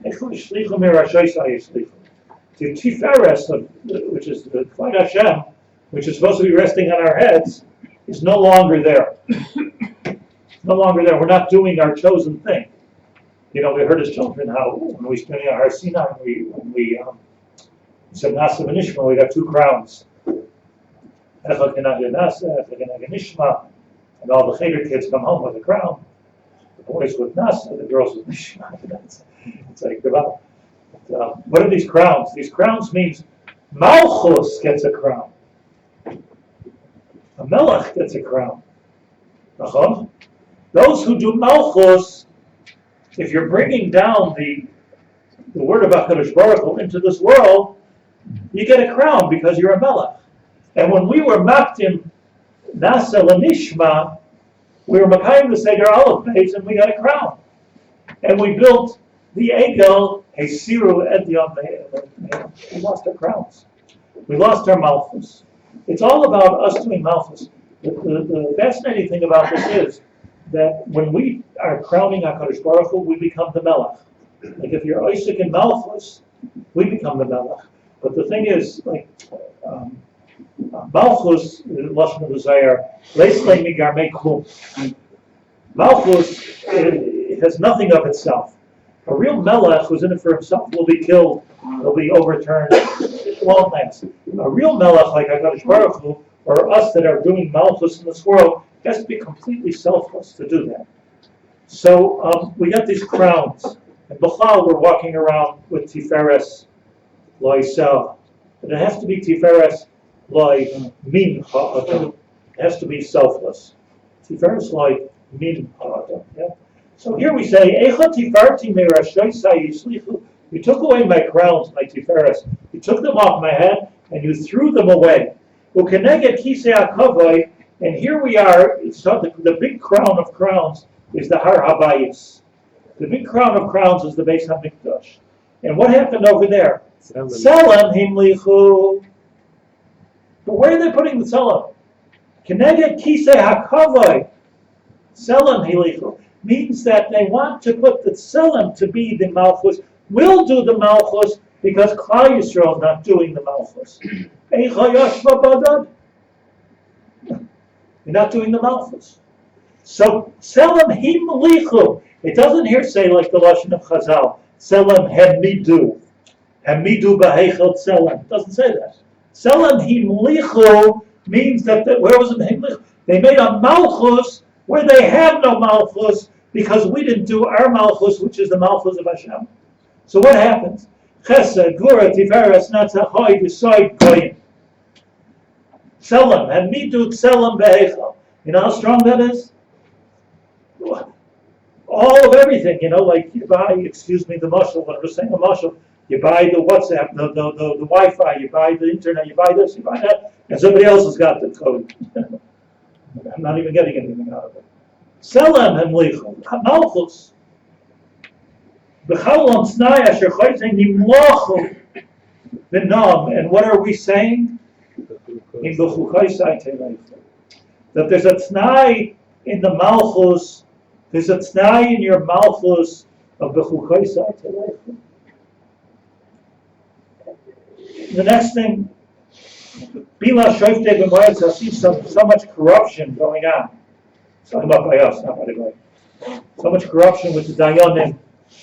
Din mu'uvas, this is referring to the din mu'uvas. Shivtei, the shivtim became corrupt. U'v'manim histir mehem, kishorav sasam. What happens when you go to a Beis Din? You go in front of 3 dayanim, or you stand in front of a rabbi, Yachid Mumcha, and you say your case, and the dayan is corrupt. That's a show. You know what happens? Histir mehem, kishorav sasam. There is a matzav of complete hester panim. A dayan, a rav, a Beis Din, every one of us, if we have to judge, shouldn't judge so much, but we have to judge. Say a tefillah for ha'aras panim. Because the right, kol adam din emes la'amitai, Kodesh Baruch Hu is standing mamash right on top of him. You can feel sometimes the siyata d'shmaya of mamash. You feel the siyata d'shmaya if you didn't. If it's a din ma'uvas, as he says here, panim hister. Hester panim comes out shtusim hikdim belayim. Shtusim din ma'uvas. And this is what it says in Parshas V'chukaisai. Vayumar la'avav mitra ma'havisam. It stops to rain because of this. Not just the wrong person has to pay for the makaseh. It stops to rain because of this. The whole Shemayim is shaken up because of this. The Kehillah nasati gishmeichem bi'itam. What was the big deal about stone? The big deal about stone was din mu'uvas. That's what the Gemara says. They made dinim on. They made dinim on which were mu'uvas. They're very makbid and everything, but they were corrupt. So what happens? The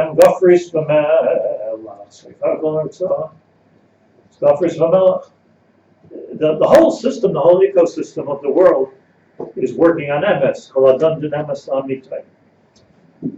I always explain it. It's such an important thing to everybody to understand that in the Arboy Lombais, Tatzilus, Bria, Yitzira, Asiya, it's like things start off in the place of Ruchnius, we spoke about Simsum, and they become more Gashmi, until they become in the world of Asiya. Here we are, world of Asiya. What's fueling the Atzilus? Atzilus is not Hashem, Hashem is above them.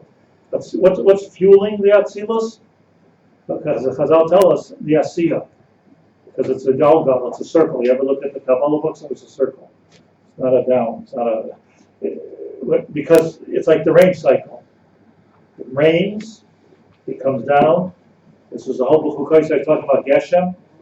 It rains. We take the rain, we evaporate it up with Chod Hashem, with mitzvahs, with Torah, with emes, and down comes down beautiful rain. Masati gishneichem bi'itam.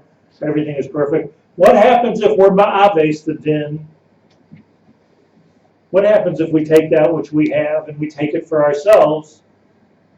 You get acid rain.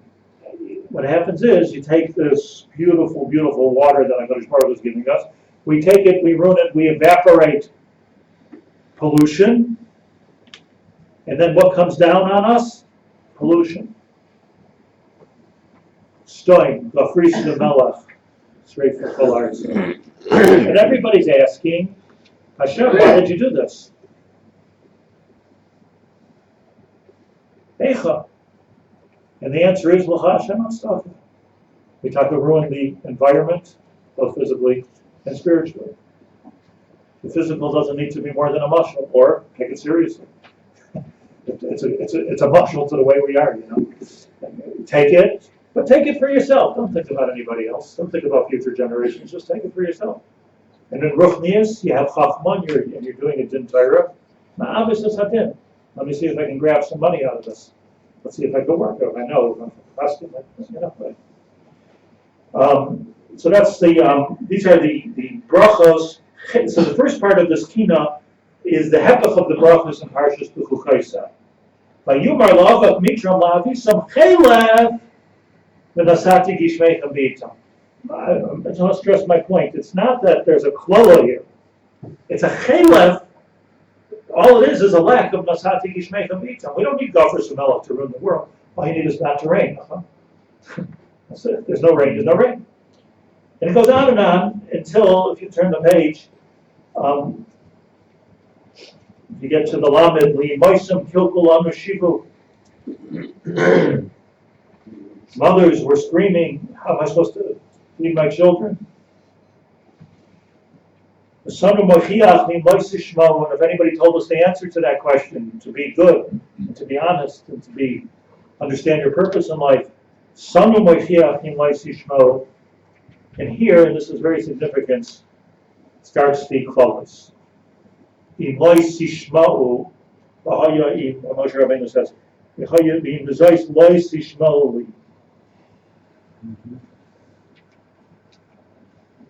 who didn't we listen to? We didn't listen to the Navi. We didn't listen to Moshe Rabbeinu. We didn't listen to the acclaimed Navi. We didn't listen to Zechariah. We'll speak about it in the next Kinos, a couple of Kinos. But here starts the Kehillas.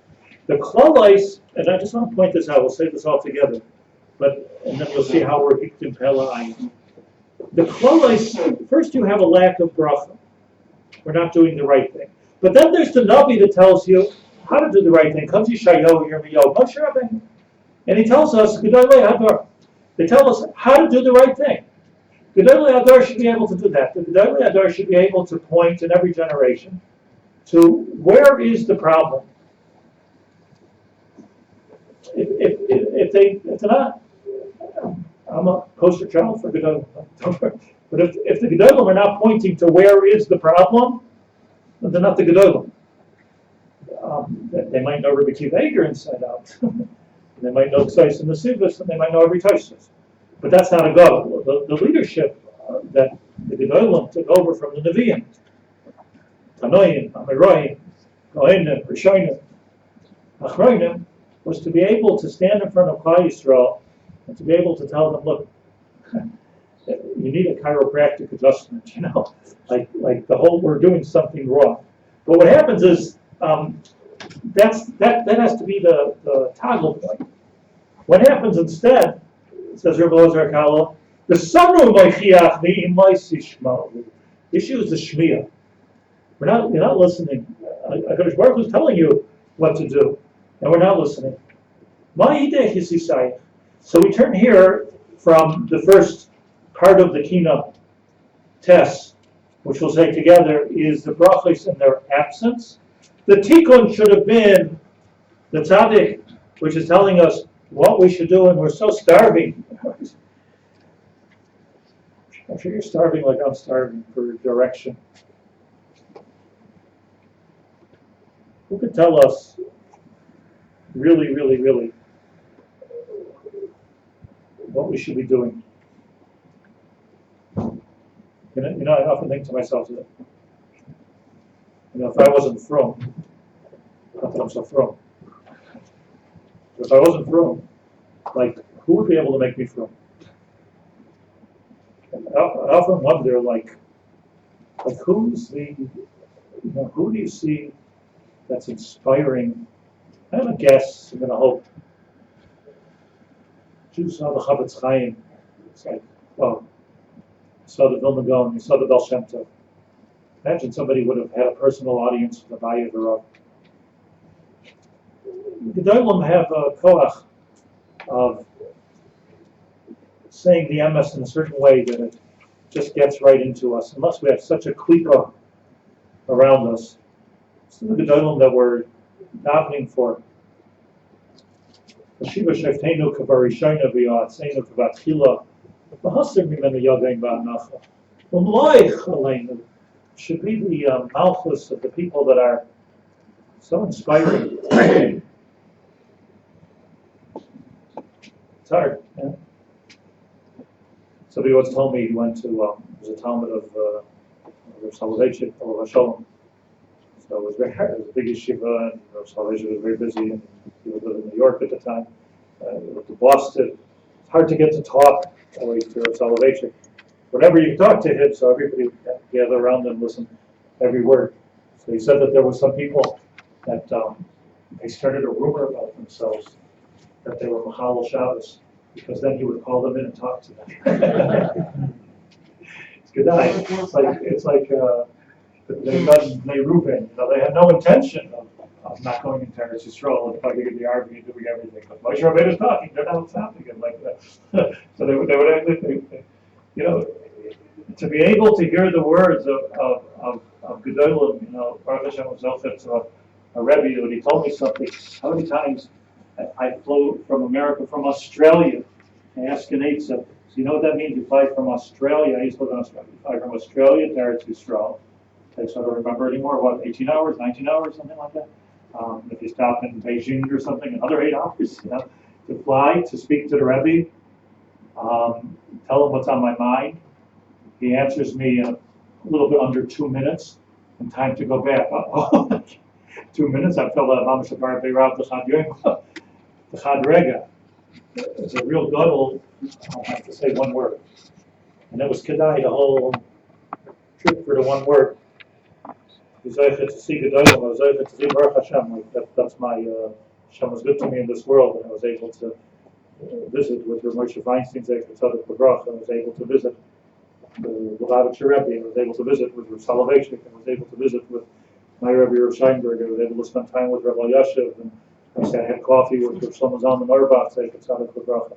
I'm sure why it was because I think they all had Rachmanis on them. I do, I really, just those there. The mitzvah still that with Sam Rebbe. It's something to do with Gedolim. Stipler. I had conversations with the Stipler.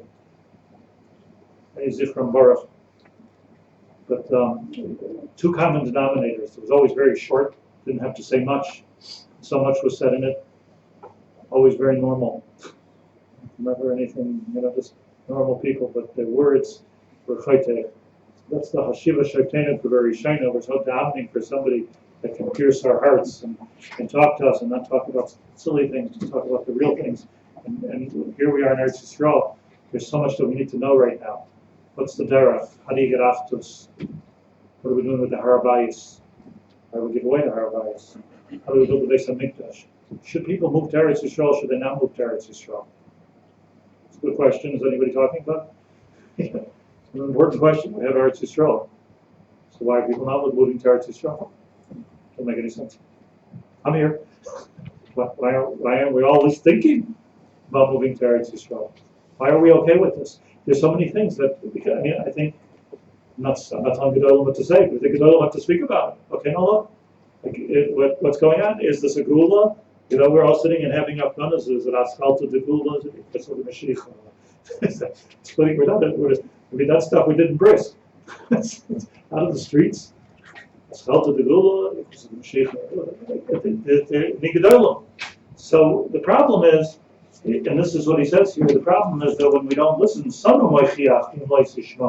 we're looking for what to do, but then somehow, even when they come, we don't listen and we get to the rest of the Kino, which is all about the clothes, which we so avoid.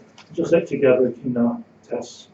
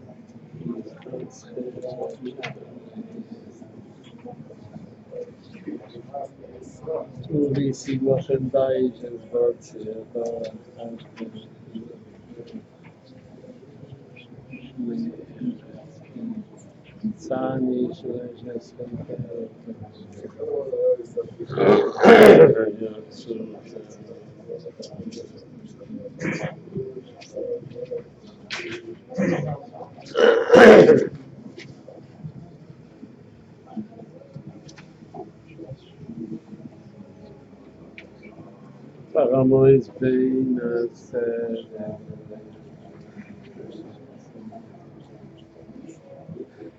I wanna there we go.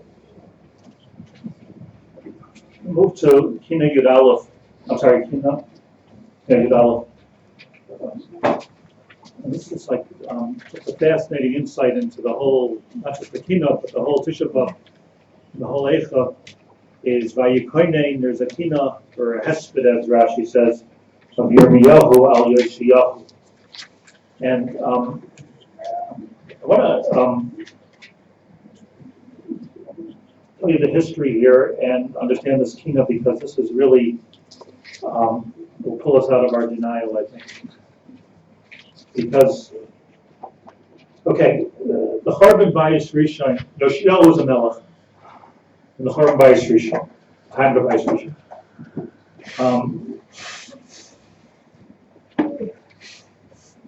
He died in 609 before the Common Era. I mentioned that because the Chorban was when? 586. How many years is that? Shish, you guys need coffee.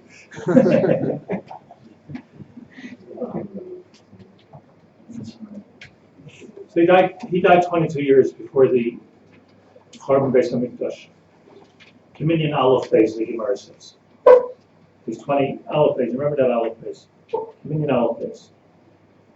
Yoshiyahu was the ultimate Baal Tshuva, because his grandfather was Menashe. You know, whenever in Zecher Malachim base, whenever it speaks about every one of the Malachim that there were, there's only one criteria as to whether he was good or he was bad. A lot of them were bad. Vayas, as hatoiv b'nei Hashem, like David HaMelech, vayvas as hara b'nei Hashem, loy asa kedek David Abder. Was he like David? Was he not like David? David was the ultimate good Melech. Also had his hardships. So, great Melech was Chizkiyahu HaMelech. Zohar thought he was Mashiach, and as I said at the beginning, he was Mashiach, but the Torah was not Roy Lakach. So failed Messiah. But the Torah thought he was Mashiach. The Gemara says that he knew that he can't have children, because if he has children, they're going to be Ban and Morin, they're going to be terrible children. Yeshayahu Hanavi, his contemporary, and ultimately his Mechutin, rebuked him for this. You don't worry about you have children, you're supposed to have children. It says Puravu have children. What are you getting involved in the future for? So he married, makes shidduch with Yeshayahu, and sure enough, true to his own Ruach HaKodesh, had Menashe. Mashma from the Gemara is that Menashe was Min HaShamayim, because Yeshayahu promoted this. He promoted, he who was born and killed him. He davened and married into his ultimate murderer. It was Menashe Haragis Yerushalayim Pel Pez Yeshayahu Hanavi, his grandfather. Menashe killed his grandfather. So Yeshayahu brought him into the world, and then he took Yeshayahu out of the world. Lo yaseh hatoy b'nei Hashem. Goes without saying, kill him. Worse, besides to kill him, he idolatrized. Is that a word? The whole Yerushalayim, the Beis Hamikdash, like monetized.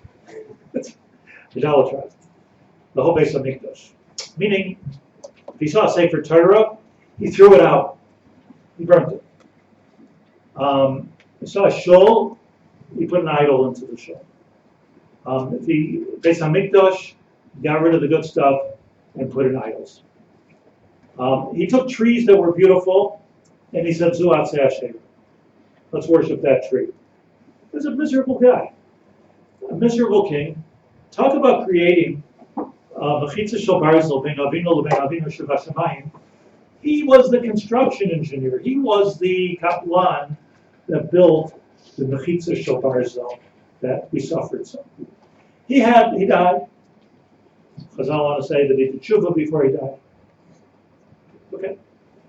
Halachim didn't even want his tshuva. He had a son Amoy. He wasn't as smart and he wasn't as powerful, but he was just as evil.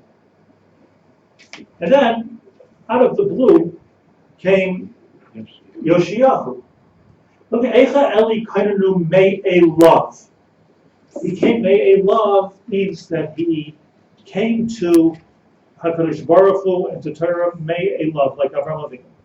Came to it on his own. Nobody taught him.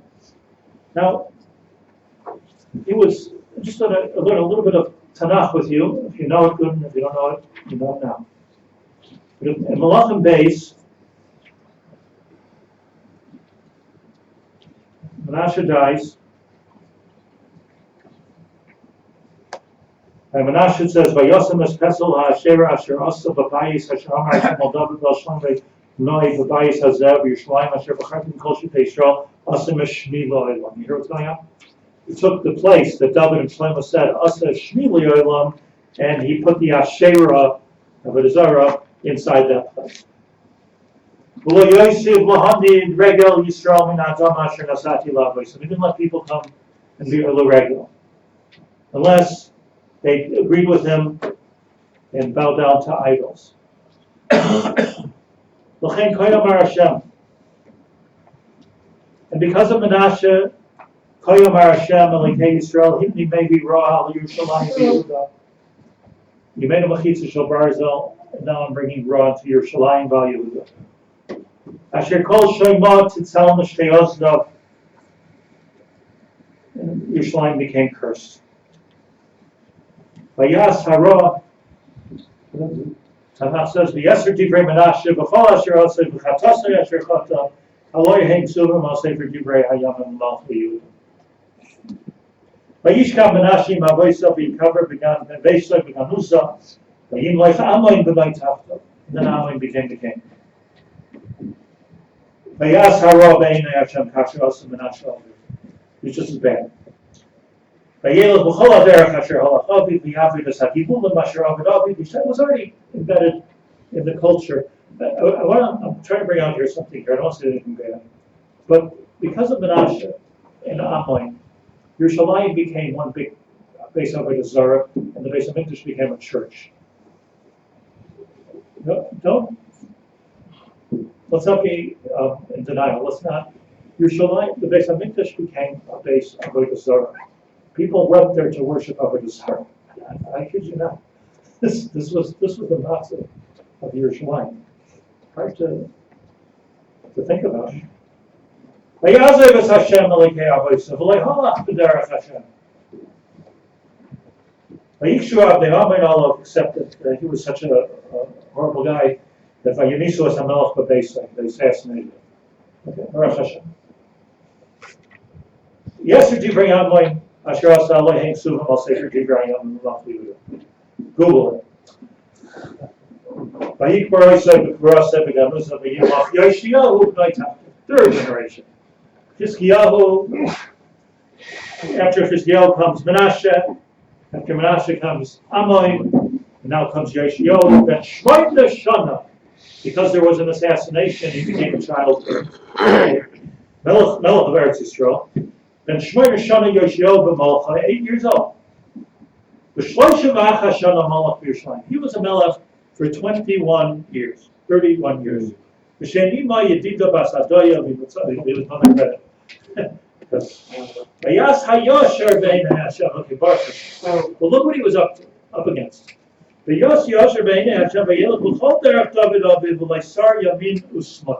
that was Yoshio. So what happened was, this is a known story. Shalach HaMelech HaShofen ben Atzalyo ben Meshullam HaSefer Beis Hashem Lema. What's with the Beis HaMikdash? Beis HaMikdash in the time of Yoshio was still a Beis Avodah Zarah.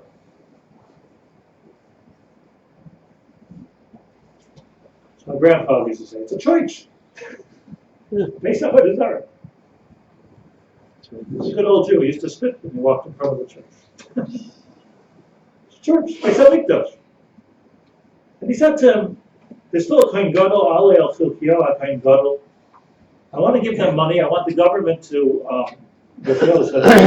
sponsor a rejuvenation of the Beit HaMikdash. Let's go get to work over there and making him more Jewish.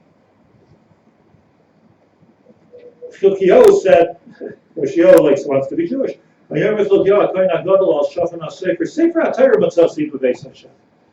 found that, there's still an ancient document in the Beis Hashem. Understand what was going on in the Beis HaMikdash.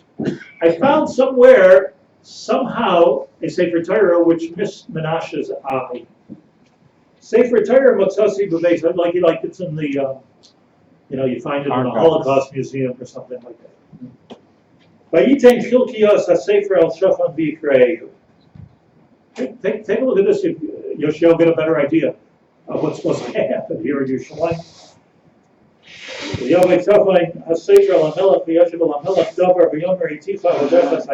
Okay, I gave them the money. They're getting to work on it. But I found the Sefer Torah. What happened was, I found the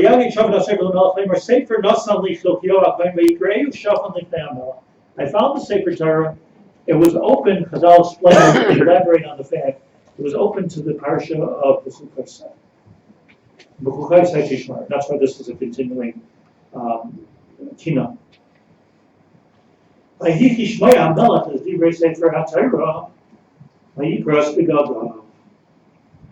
Meaning like this. We spoke about the pshat in the Kinos working with the Sefer of the Chukaisai is not about mitzvahs and averis, it's about the bris. Either you're doing the bris with HaKadosh Baruch Hu and your chosen people, or you violated the bris. When Yoshiyahu HaMelech, this young king, saw and heard the Sefer Torah open, Min HaShamayim, to Parshas B'Chukaisai, and he heard, Eile Divrei HaBris, and Moshe Rabbeinu is speaking and he's saying that this is not going to work. We're not going to have not Geshem. We're not going to have not Daesh. We're not going to have Shalom. We're going to have Milchama. Or we're going to have famine. And I understand that we, the chosen people, my father, my grandfather, they so messed up. I want to do so much like Hiskiel did. I want to do so much like David HaMelech did. That is my heritage. I'm about Tshuva. I want to be like my grandfather. My great-grandfather, David, Eved Hashem. And here's the program. It's the new me, says Yoshiyahu. This made him into, he already wanted to do Yashar Ben Hashem, but he didn't know. Now he went to our Samech. Like he knew. He sees the Sefer Torah. How old was he? He was 8 when he became the king, and this was in his 18th. Shem Hashem.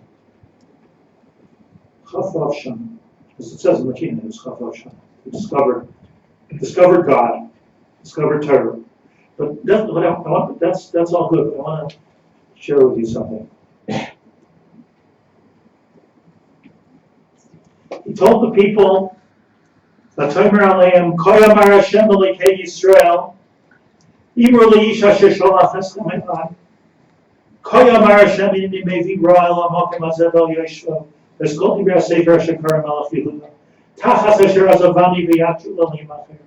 He read the Torah, and he said, Koyamar Hashem, we're going to have nothing but bad, nothing but trouble. The Nitzos of Hamasi Hashem is going to say, there's only something good. It's not going to work.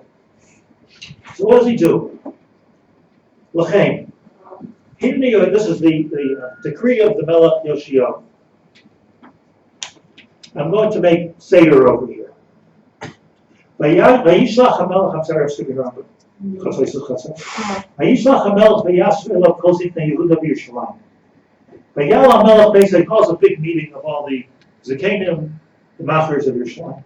Vayal HaMelech hi v'choydoi v'atzmoi vayal HaMelech Beis Hashem v'chol ish Yehuda v'chol yeshe Yerushalayim ita. He takes the entourage up to the Beis HaMikdash. V'hakohanim v'hanavim v'chol ha'am Let's look at the Beis Hamikdash. First thing he did. Vayikra be'ozneihem eskol divrei sefer habris. Sefer habris. He doesn't even call it the Sefer Torah. Let me reiterate the deal. Let me explain to you, as the king, who we are. Let me read to you the Sefer Habris. Hanimsa beveis Hashem. Vayoyamid hamelech ala omud. And he stood up on the omud. Vayichrois es habris livnei Hashem. And he said, Hashem, I want to reestablish, I want to reunite, I want to reconciliate, I want to reestablish our bris, the covenant that we have. Can we do that, Hashem? I'm going to do my part. Koi Amar Hashem, you're going to do your part.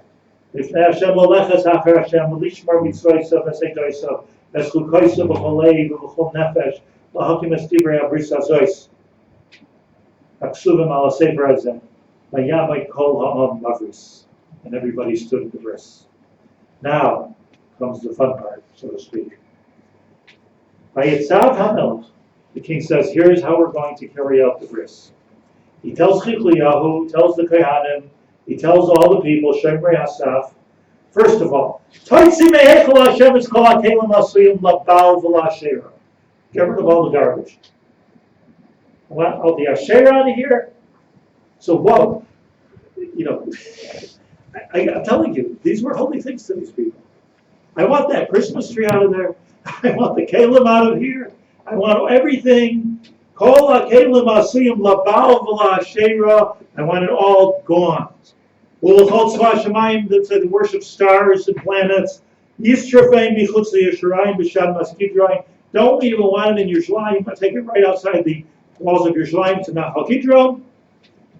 There you will burn it all. Then get rid of the ashes and take them away.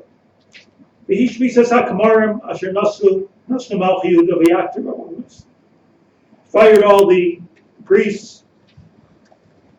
Got rid of the whole system. Destroy the churches. They did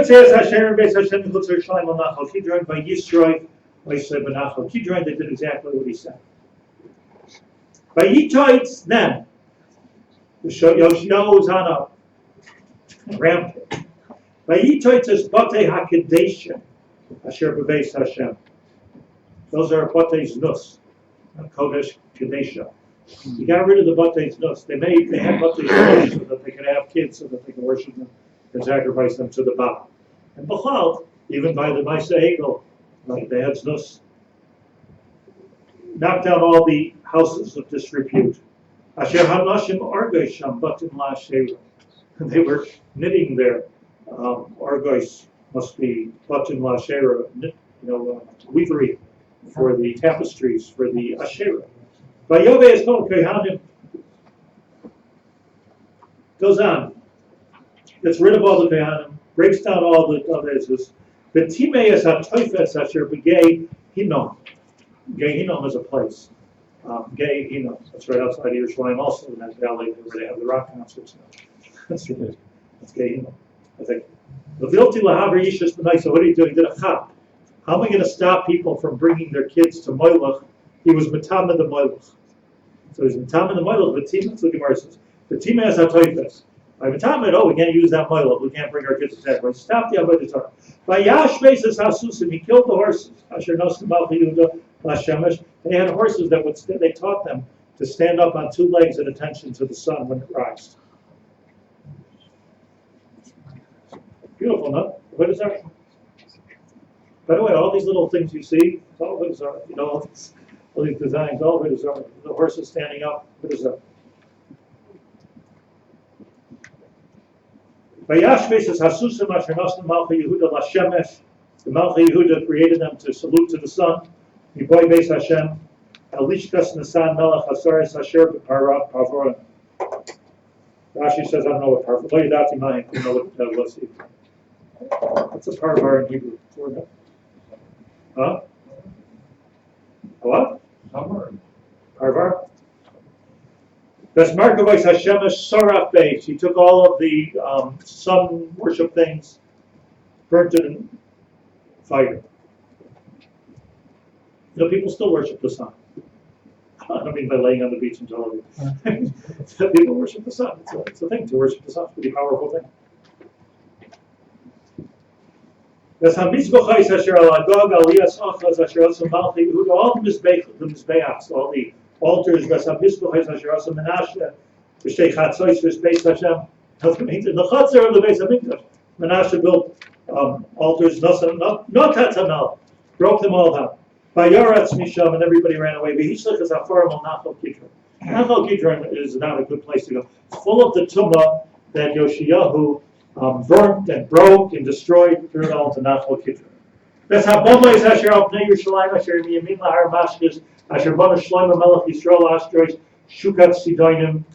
All the beautiful things that Shlomo Melech built and destroyed, he tried to bring back because there was Shukat Sidonim. The Lichmai Shikutz Mayav, the Moabites and the Sidonites, they all broke them.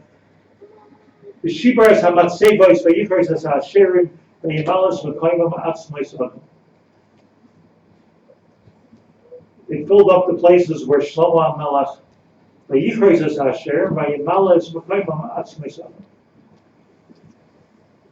The Gamas HaMizbeach Asher Beis El Habama Asher Asa Yerobim Ben Nevat. Asher Kehillas Yisrael. He took the Mizbeach. It was all there in the Beit Shemesh. So he took the Mizbeach of the Yeravim and the Bat. Gamas HaMizbeach Hahu. That's Habama. Not Tats. Yisrael is Habama. Heidak La'afer. The Saraf Asherah. Vayifan Yoshio. Vayaris Hakforim Asher Sham Bahar. Okay. Anyways, the point I want to make is that it was unbelievable. It goes on and on and on. Sukkim.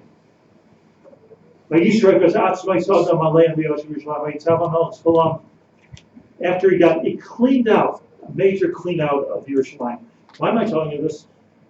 I want to depict for you the matzah of the Chorban Beis HaMikdash. Meaning, where's the Chorban Beis HaMikdash? So we say, look at the Gemara. Why was the Beis HaMikdash not from? Right? What about the Shniyos? We learned that Gemara like way too fast. Yerushalayim, there was Avodah Zarah, Gilui Arayos, Shvichas Damim, or read the Psukim.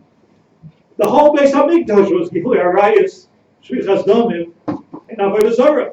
The whole thing, the whole Judaism was Gilui Arayos, Shvichas Damim, Avodah Zarah. Yoshiyahu came and he cleaned up, not a mess. Oh, there's a church on Rehov HaNavim. No. The Beis HaMikdash, the Har HaBayis, was a Beis Avodah Zarah. We need to understand what that was, and then what's our response? Why did you do this?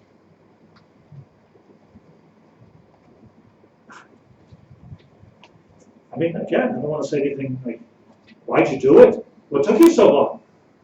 If there's such a violation of the bris, that kings of Israel, populations of Israel, the Kodesh HaKadoshim had a Anatzei Asherah inside of it, Humlach, and that was the Malchios. So can somebody explain to me why there shouldn't be a Chorban Beis HaMikdash? If there was a Mabul, because Vayinochem Hashem Al Kol Asher Asa, Hashem's not going to do that anymore, why shouldn't there be a Chorban Beis HaMikdash? So I say this, that it's the Eicha here is not questioning Hashem. How could you do such a thing? Why does God do evil?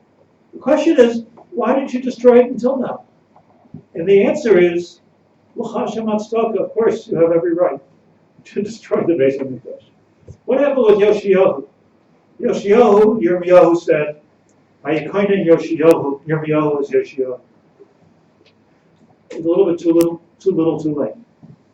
And the reason was, on the one hand, Yoshiyahu was a huge tzaddik, a tremendous Baal Tshuva. Then Shmoyna Shana, let's look at the king here. Heichel Lidrosh Melech, 8 years old, like Avram Avinu. He looked for Hashem. B'nei Chamba Avram Chanu Allah. But here was the downfall. Here's the military downfall of Yoshiyahu HaMelech. Yoshiyahu HaMelech took the Torah quite seriously. And in the Torah it says, Loisavor Cherev Ba'aretzachem. And you can't have a war. Bein l'sholom, bein l'milchama. It shows a makam of peace. So what happens is that you have Egypt, who the Eliezer Galler calls the B'nai Cham. Egyptians, they're in the south. Babylonians, another world power of the time, in the north. Eretz Yisrael, the land bridge in the middle. And everybody wants Eretz Yisrael. Why? Because how else does Egypt beat up Babylonia? And how else do the costume build the Mitzrayim? So everybody comes to the king of Israel, whether it's Shlomo HaMelech or Yoshiyahu HaMelech. It says, we want to make a military base on your land because that's the way we can win the enemy. What does God say?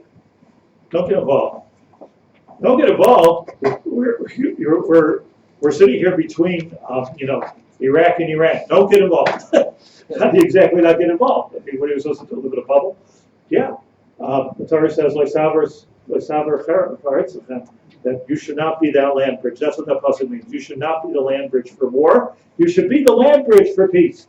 Let them bring supplies one to the other of food, of happiness, of peace. Let the chassan come from Mitzrayim and the Kaballah come from Kaballah. That's Moshe. But not swords, not military, not missiles. That doesn't go through Eretz Yisrael. Don't do it. Yirmiyahu told, Yoshiyahu told this to Yirmiyahu, his friend. And he said to Yirmiyahu, like the Paroi Nechoi, that was the Paroi of the time of Mitzrayim, wants to bring war through to fight against Bavel. And the Jews were pretty much on the side of the Mitzrayim in that war. They're inside of Paroi. They had better negotiations with Paroi. For that minute, the Egyptians were good for us. So he said to Yirmiyahu, like, I'm going to stop this because I speak with the Avodah Zarah and the Neged Torah and all the Leisaber, Cherev, Ba'aretzachem. It says, Kipshutai, I'm not letting the Egyptians through. Yirmiyahu said, Melech Yoshiyahu, chill. We're not yet holding on such a moderation. You can't take on the superpowers of the world. So Yirmiyahu tells him, this is in Tanakh. Let them through. It's not the Zman of Geula yet. Let them do their wars. Get out of the way. This is, by the way, why Avram Avinu didn't want the Musar and Halachah in Eretz Yisrael. Let's move aside. Worship Hashem. What did he mean we're not holding there yet? He meant the people are not there yet. You see, because when you legislate religion, might be the good first step, but you can only legislate their ma'asim. You can't legislate what's in their heart. So Yirmiyahu was a Navi. Said to Yoshiyahu, don't do it. Yoshiyahu didn't listen. He was a tzaddik, but he didn't listen to the Navi. He didn't listen to the Navi. He told Paroi Nechoi, you cannot come through our land. Kina goes on to say, Bnei Cham, that's the Egyptians, Ba'avram Chanu alav Laihuskar Laishigu Mifalav. And he didn't realize what a mistake he made. On the one hand, says Yirmiyahu, Gabachol Malchi Yisrael Asher Kamu Lidar, Laikam Kamayo Mimaisa Lidar. So here was the contradiction of Yoshiyahu. Because on the one hand, from all the Malchi Yisrael, it doesn't even say David, Laikam Kamayo Mimaisa Lidar, there's Moshe Rabbeinu. There's never anybody like Yoshiyahu. But here's what was wrong, and he didn't get it apparently. Davak boy chait leitzanei hador, asher kamar achar hadelas listor, because it says in Tanakh that when anybody who had an idol got into serious trouble, went to jail. But what they did is they hid their idols because they were so used to worshiping idols, and they saw. Maybe it was even true that there was blessing that came from these idols. When I say maybe this is true, but in Ishayahu, you find that the Nashim said that if they worshiped the idols, the plants grew and the grass grew, everything went well. Rain. And if they didn't worship the idols, it didn't. So they told Yeshayahu, you fooled us once, not going to fool us again. We're not getting rid of the idols. So like they kept the idols like good luck charms. They felt very close to these idols, but they hid them because they didn't want to get in trouble. So what does it mean? It means that the whole thing was just chitzonius. It was just external. It wasn't really deep inside in the case. So that's something that Yoshio did not understand. I made order, but you can only make order. It takes a few generations to make order in a spiritual way. I made order in a physical way. I sur meirah, but the Aseichai was not there. Davak b'shet leitzonei hador asher kamu acher adelas listar. They put their avodah zarahs behind the door. You know how to say you walk in, you open the door. The avodah zarah police open the door, and then they'll say, "Where's the avodah zarah?" We don't have any avodah zarah. It's behind the door. That's why you can see it. At the end, we lost that war. Go down a little bit. He was very, very adamant that he didn't want any Arab going through Ephraim, shaved Ephraim. But he didn't listen to Yirmiyahu Navi or Yeshayahu Navi, Yirmiyahu Navi. To back off. The Navi said that this is something that has to happen. Because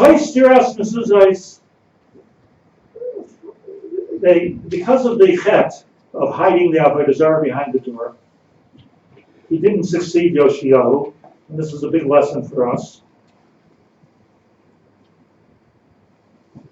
And if you go down to the ayin,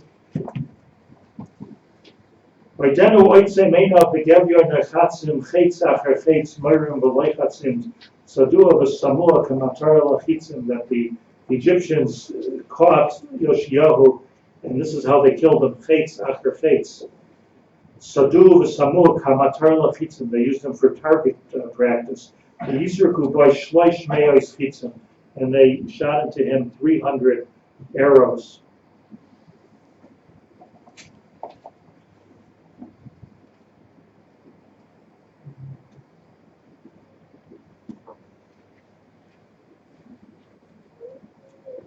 The end of the Kinos says,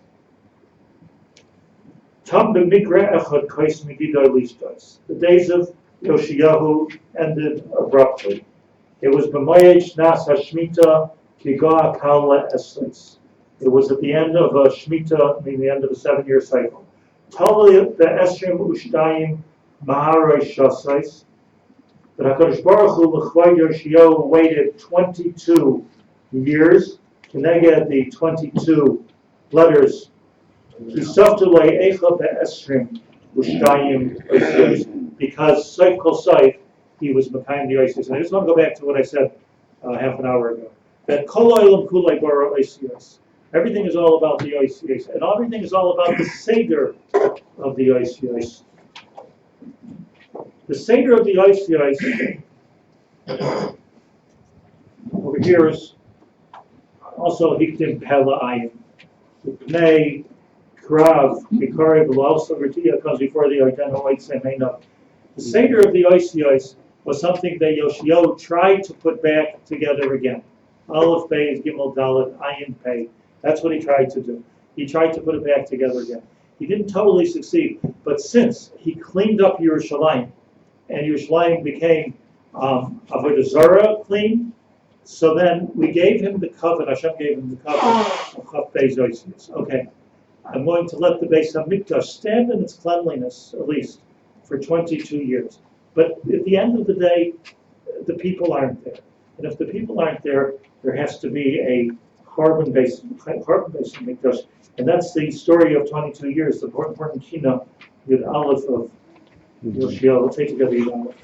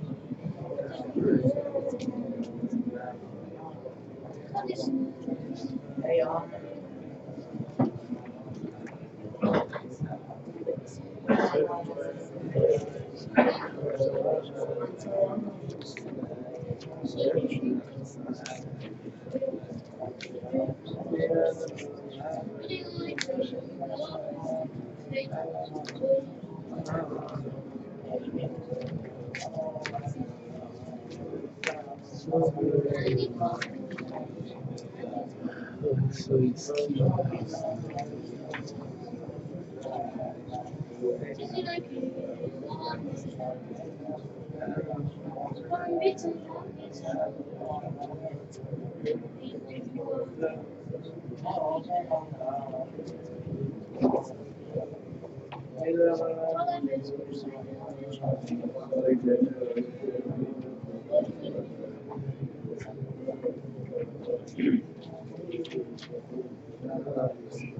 I ventured to say that his mistake was that he didn't do his skill not tough.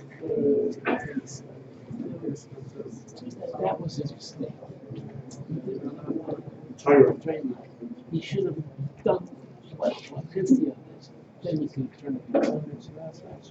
He didn't have the people with Rav and Spiritual said that Exile good Racha. Never met him.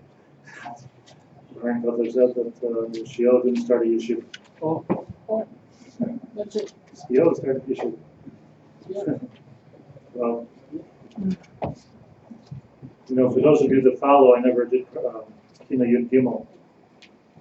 When you say, I want to say Yud Beis Yud Gimel, but I want to share with you just something important. Here in Kina Yud Gimel, it's also in Seder Aleph Beis, and here's a sort of a play or an explanation or an analysis of the word Eicha, back to Eicha. And keep in mind, Eicha is a question to ourselves, not a question to Hashem. Not how could you, but how could we? And that therefore we will understand everything that happens and how to correct it. We spoke about at the beginning. But the Chazal, and Rabbi Haber following through, says that Eicha can be divided up into Eikoi. Eikoi, 2 words. Where is the Koi? Okay, where is the Koi? The Koi means Koi Amar Hashem. So many Nevuos start with Koi Amar Hashem, so many of the beautiful Nevuos. Start with Koi Amar Hashem. We can ask ourselves, Eikoi.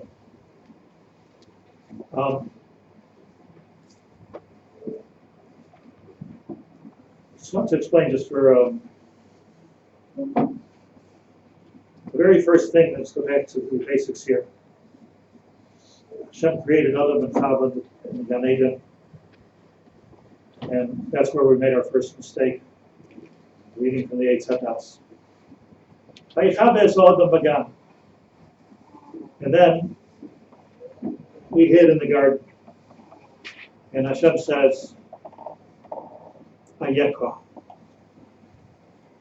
Eikoi. Ahavat Yisroel. Ayeka.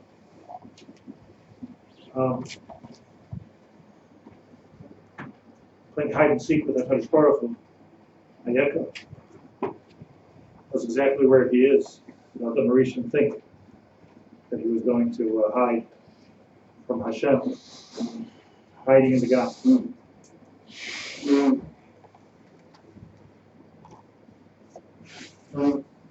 So,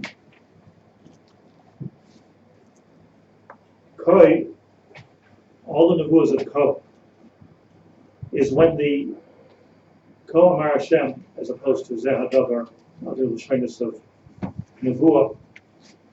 Koi means Kacha, yeah? Ko, like this. So Ko is when the Aretz is doma to the Shamayim. A ko is when the Beis Hamikdash, the Yerushalayim Shel Mata, is lined up with the Yerushalayim Shel Mala. Moseh, kafze, ko harsha. It's a mirror of the Shamayim. Zohar explains. Where is it? Bachai sifke b'layla, b'koi tifke b'layla. We're crying about the koi, nicha. But the Zohar is on the pasuk of Vayifen, Moshe Rabbeinu when he went out to Mitzrayim. Vayifen koi v'koi. Vayar ki emish b'hara d'samitzu. Vayifen koi v'koi. What is it? It's just, what does it mean? Vayifen ko v'ko. Vayar ki emish. What does it even mean? Vayifen like this and like that? Vayifen koi v'koi vayar ki emish. Koi represents, let me just explain what this is. We said part of this before, which is so important. Ko is, Zohar says, Chavhei 25. L'dayek, that the pasuk Shema Yisrael Hashem Elokeinu Hashem Echad is 25 oisius. Koi represents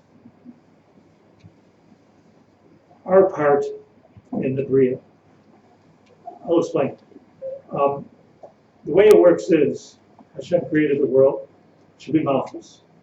We take, there are 50 Sharei Kedusha. If you violate them, there are 50 Sharei Tumah. They're not different Sharei. Same one, either it's Kedusha or it's Tumah, as I said. We go up 25, and HaKadosh Baruch Hu comes down 25. And then we make a chibur of Shemayim V'Aretz. So Koi is a lashon of chibur of Shemayim V'Aretz. The Beis Hamikdash is a chibur of Shemayim V'Aretz. Adam is a chibur of Shemayim V'Aretz. If there's no chibur of Shemayim V'Aretz, then you have the Mesach HaBarzil. You have the Chomas HaBarzil, Beinenu Lebein Avinu Sheba Shemayim.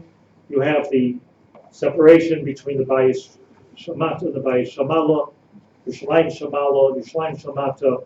The 25 and the 25 are not given.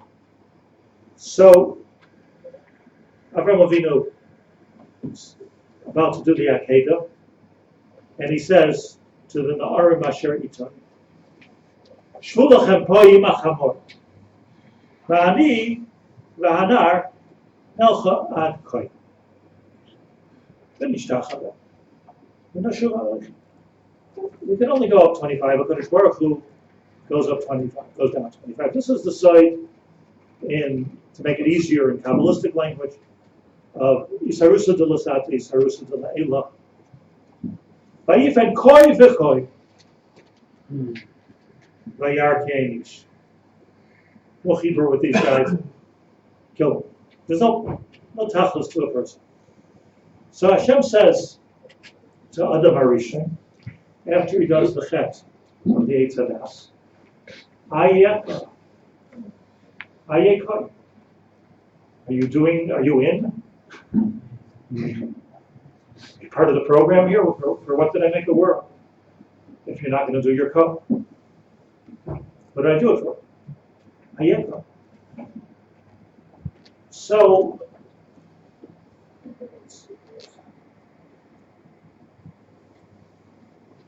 the Arizal says that it's not by accident that when we regained the Beis Hamikdash, which is that makam of chibur of koi v'koi,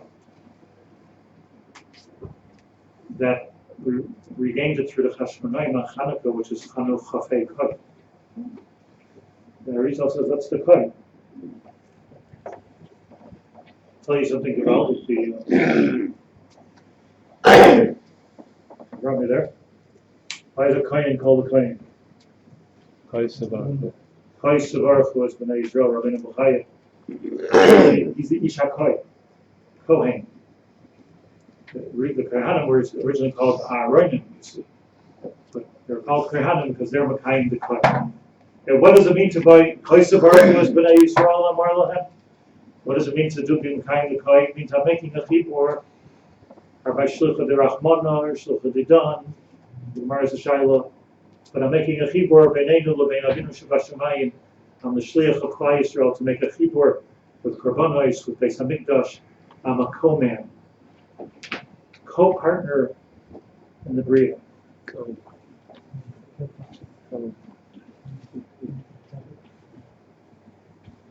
A co-partner. Get it? Yeah. Okay. I understand nobody wants to laugh on Tisha B'Av, to make me feel. Anyways, Hashem was Mevarech Abraham, and he said, okay, you're back on track. B'koi yeh zarach. So your Bnei Yisrael, that would be us, yeh zaracha, will be the Ko people. We will be the Kohanim. Mamleches Kohanim, not just the Kohanim, but we're Mamleches Kohanim. We're Mamleches of, we're co-people. And co-people means that we're ready to be Mechaber, the Shemayim and the Oretz. This is the Tachlis. Remember, I can't say it enough times, we started off the day here, that HaKadosh Baruch Hu wants a dira b'tachtonim.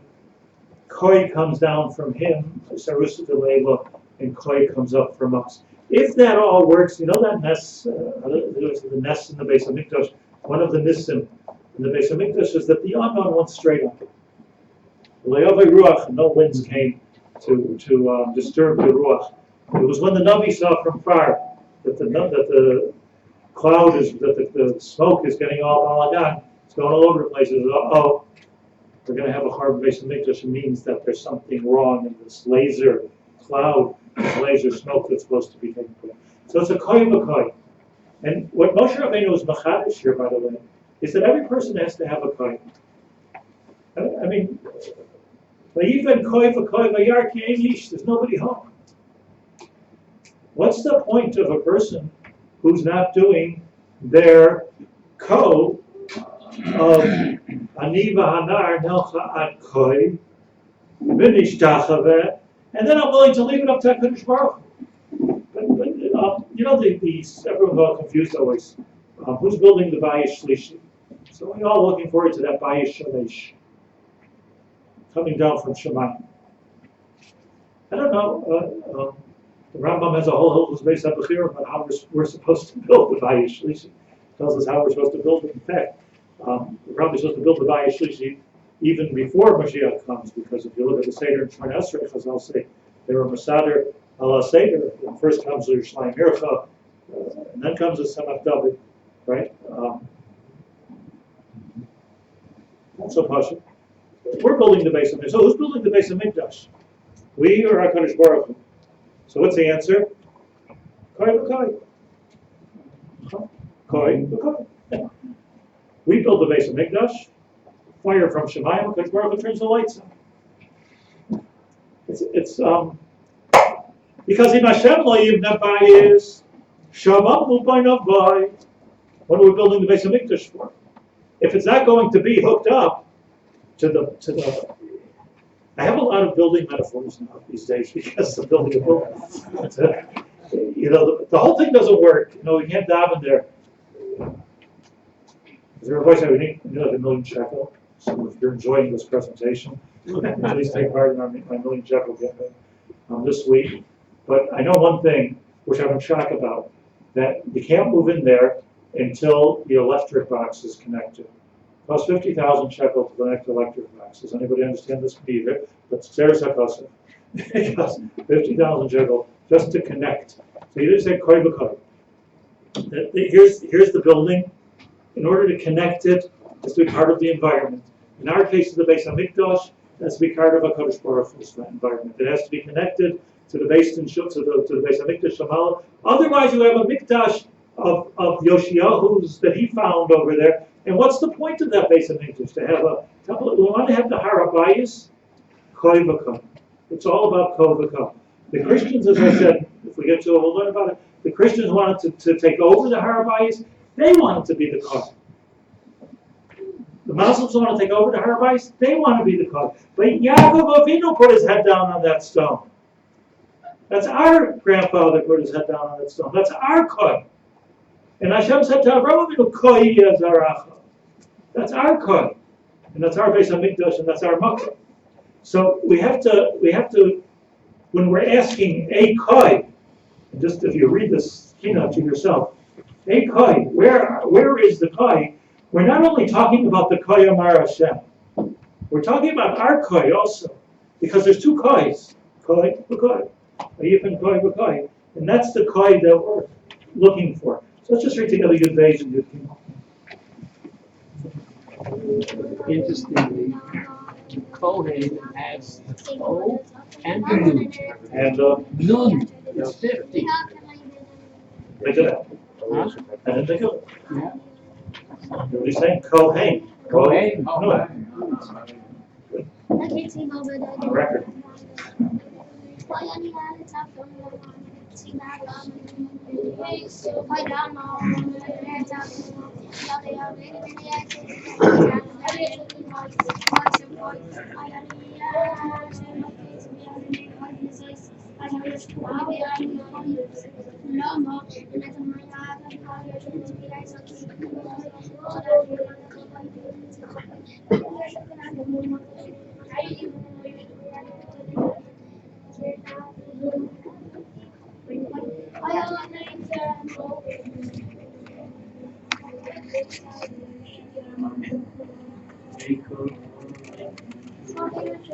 All the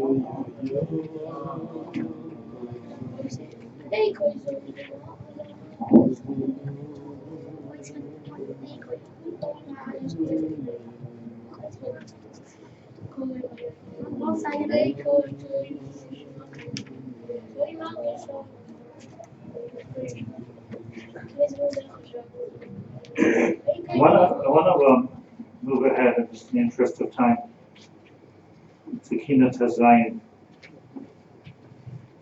And the Siyata Deshmaya, I understood something here in a Gemara and in history, which I honestly never understood before. And I want to share it with you. which one? Zion. And I've been saying a lot lately. I know everybody looks at me strange when I say it. But I keep saying about the news and about the. I keep saying if it wouldn't be so horrible, it would be elegant. The whole news is about the Harabayis. Again, after 2,000 years, the whole set of people were butchered. about the Harabayis and Jordanians involved in the Harabayis and the Turkish involved in the Harabayis. Everybody's saying their words about the Harabayis. But it's like so out of the Navi that if it wouldn't be so horrible, it would be elegant, But I want to say this about this Gemara also. The Gemara moves on in Tezayim. The Kinos talks about Zachor is sword defeating. And this is the story of kind of the Russian thousands of people. He was we don't know him failed. There's no arch for it, but he was a Russian. The butcher he was the same as a Russian. Vespasian's father, at least Chazaka, they spoke Italian popping up, and they saw the Jews of Rebbe. When Rabbi Nasi made peace with Antoninus the Roman, so Antoninus says, yeah, but I'm worried about the rebellion of the Jews. There's a rebellion, we rebel. Okay. No, there was no Hanukkah story. We're big time rebels. There was no Pinchas. Of course we're rebels. But there's no Masechta Hanukkah because of that. The Romans, the Chachmasai didn't want to be a Masechta of Kanoyas, a Masechta of rebellion, because that's what at least the Gashmi started the whole thing. But anyways, teach us how Russia. The Kehillah says, Zachor asher asat tsar calls Titus the tzorer, the finim in the Beis Hamikdash. Finim is another word for Beis Hamikdash. Lashon pnim, or Lashon jewel. Shalach harboy, he whipped out a sword, uval lefonai v'lifnim, and he goes into the Kodesh HaKadoshim. Nachosenu b'yeis ketime lechem upon him. He ruined all of our parnasa when he was metamed lechem upon him, and there's no Gemara that I know of anyways, but I'm specifically going and being metamed lechem upon him. Yes, there is? I don't know one. No particular Gemara getting about him being metamed upon him. I guess his presence was metamed lechem upon him. The Gitar Parochas, and then he stabs the Parochas, shtei upon him, which was weaved from two sides. Now this was a very strange man. You want to win a war against Yerushalayim and the Beis Hamikdash, but they didn't necessarily want to go in a war against the Beit Shemesh. It was about the Jews rebelling. The Beit Shemesh was there, and there was a machlokes. Look in Josephus. There's a machlokes between the Romans whether to destroy the Beit Shemesh or not destroy the Beit Shemesh. Roman generals argued about this. You could just see this happening. On the one hand, like when you destroy the Beit Shemesh for or you destroy the Beit Shemesh is a nice place. It's a place, turn it into a Y or something. Why should you destroy the Beit Shemesh? On the other hand, they saw that as a source of rebellion. Because now there's a Beit Shemesh, we have Koach. And we have Koach. I believe this is true, by the way, for many generations. And we're worried about us having Koisel, Harabayis. We don't feel like we have rebellion. Anyways, Titus HaRasha must have been intrigued by, this is the Beit Shemesh. He finally was able to go in. This is the Kodesh HaKadoshim. Nobody goes in there. I'm going in there. I'm going in there. Rabbi Yudin was speaking last night about how the Gemara that says everybody was afraid to go, and Titus went in. And it became Tameh. Timei Lechem upon him. Listen to the Gemara here. The Gemara that you all know, but I want to tell you, I think it's Pshat. Also, Shadre Latitus HaRasha, the Romans sent Titus HaRasha to Yerushalayim to quell the rebellion. Miyamar, Ei Elohim Yitzur Chasayu. And he said, as the pasuk says in Devarim in the Kaballah, where is your God live? Let's take a look. Okay, man. Zat Titus HaRasha, the Gemara going back to the pasuk in Devarim, Ei Elohim Yitzur Chasayu. Where's your God that protects you? I'm Titus. I want to meet him. He walks into the Beit Shemesh. Zat Titus HaRasha. Shecherev begidev klape mal. He was cherev begidev to also. Here's the shir. Tafas zayna biyadeh. He took a zayna. He had a zayna. The zayna's name was Bernice. Josephus talks about her. He had his own private zayna. Titus. And he took her with into the base Kodesh HaKadoshim. Nichnas lebeis Kodesh HaKadoshim. V'yitzia Sefer Torah, he found the Sefer Torah, is the Vaishem. He found the Sefer Torah.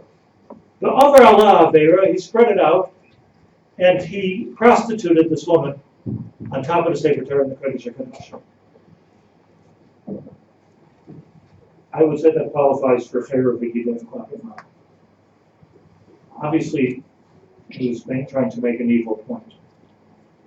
Next part of the program. Natal Sayif V'Gideres HaParochos. He draws his sword and he stabs the parochos. That's the mako, right? That's the mako right there.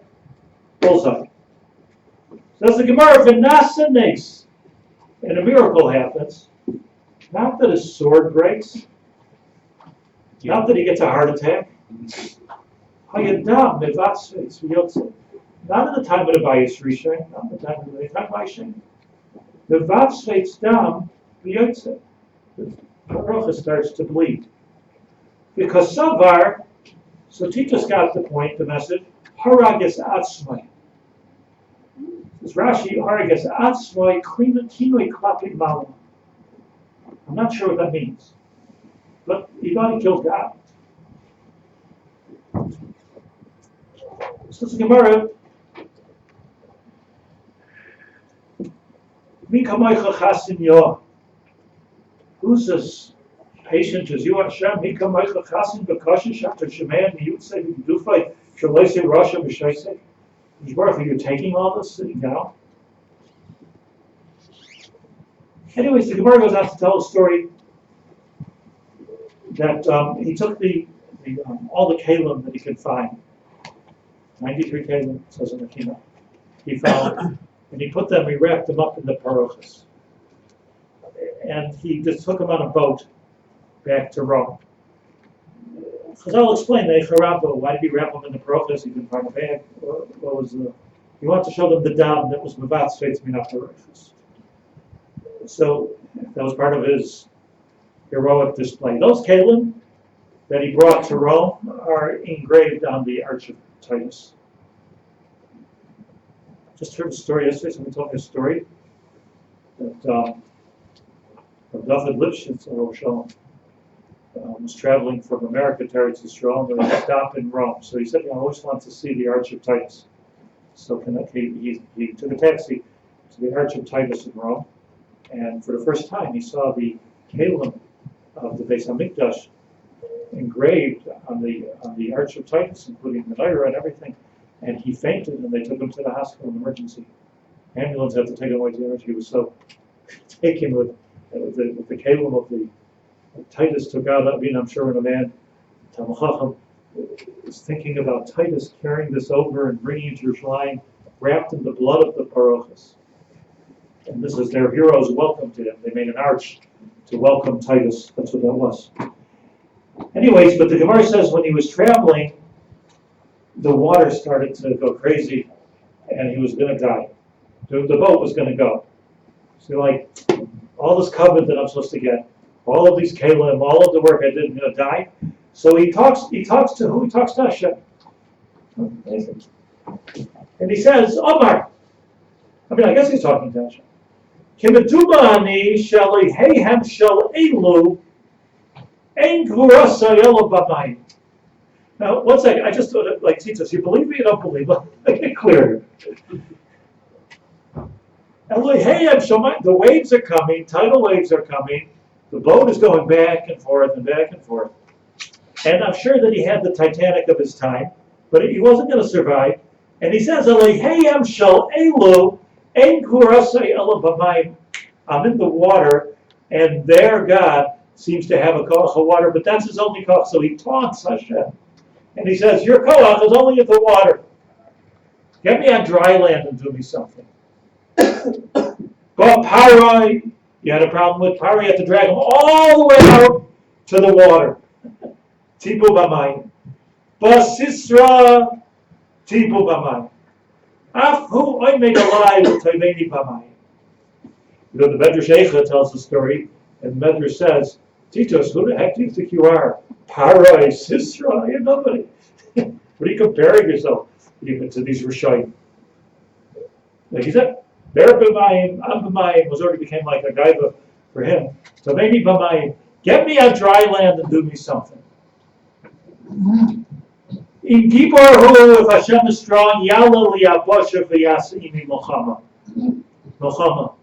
Yatsa sabasko v'amra, Rasha ben Rasha, ben Benoi, shel Esav harasha, Bria kalo yeshli goylami. I made a mosquito, a gnat. V'yetu shma. It's one of the smallest things that I create. Tase imo milcham. You know what it's like? You know, a person can, a river turns their belt. You can have armies, and you can have, if one cell in your body, one chromosome goes wrong, go do war on that. All the king's horses and all the king's men can't fight with a chromosome that you need a microscope to see. No? Not sure. Yeah. Yitush, that was the Kadosh Baruch was the closest to what he was able to understand. Yitush Yeshli. Yitush v'nichnas b'chatmai. So the little thing was so small that it flew into his nose. V'nikar v'maichai sheva shanim, and it took 7 years to eat away its brain. And then finally, he couldn't take the pain, and he died from the Yitush. So, Kadosh Baruch Hu said, okay, you want war on land, I'm not going to bother. I'll send you a gnat to fight with. The point being, of course, that if I want you to lose, you lose. You're nobody. But I want to be masbih here. Here's the chiddush that I'm talking about.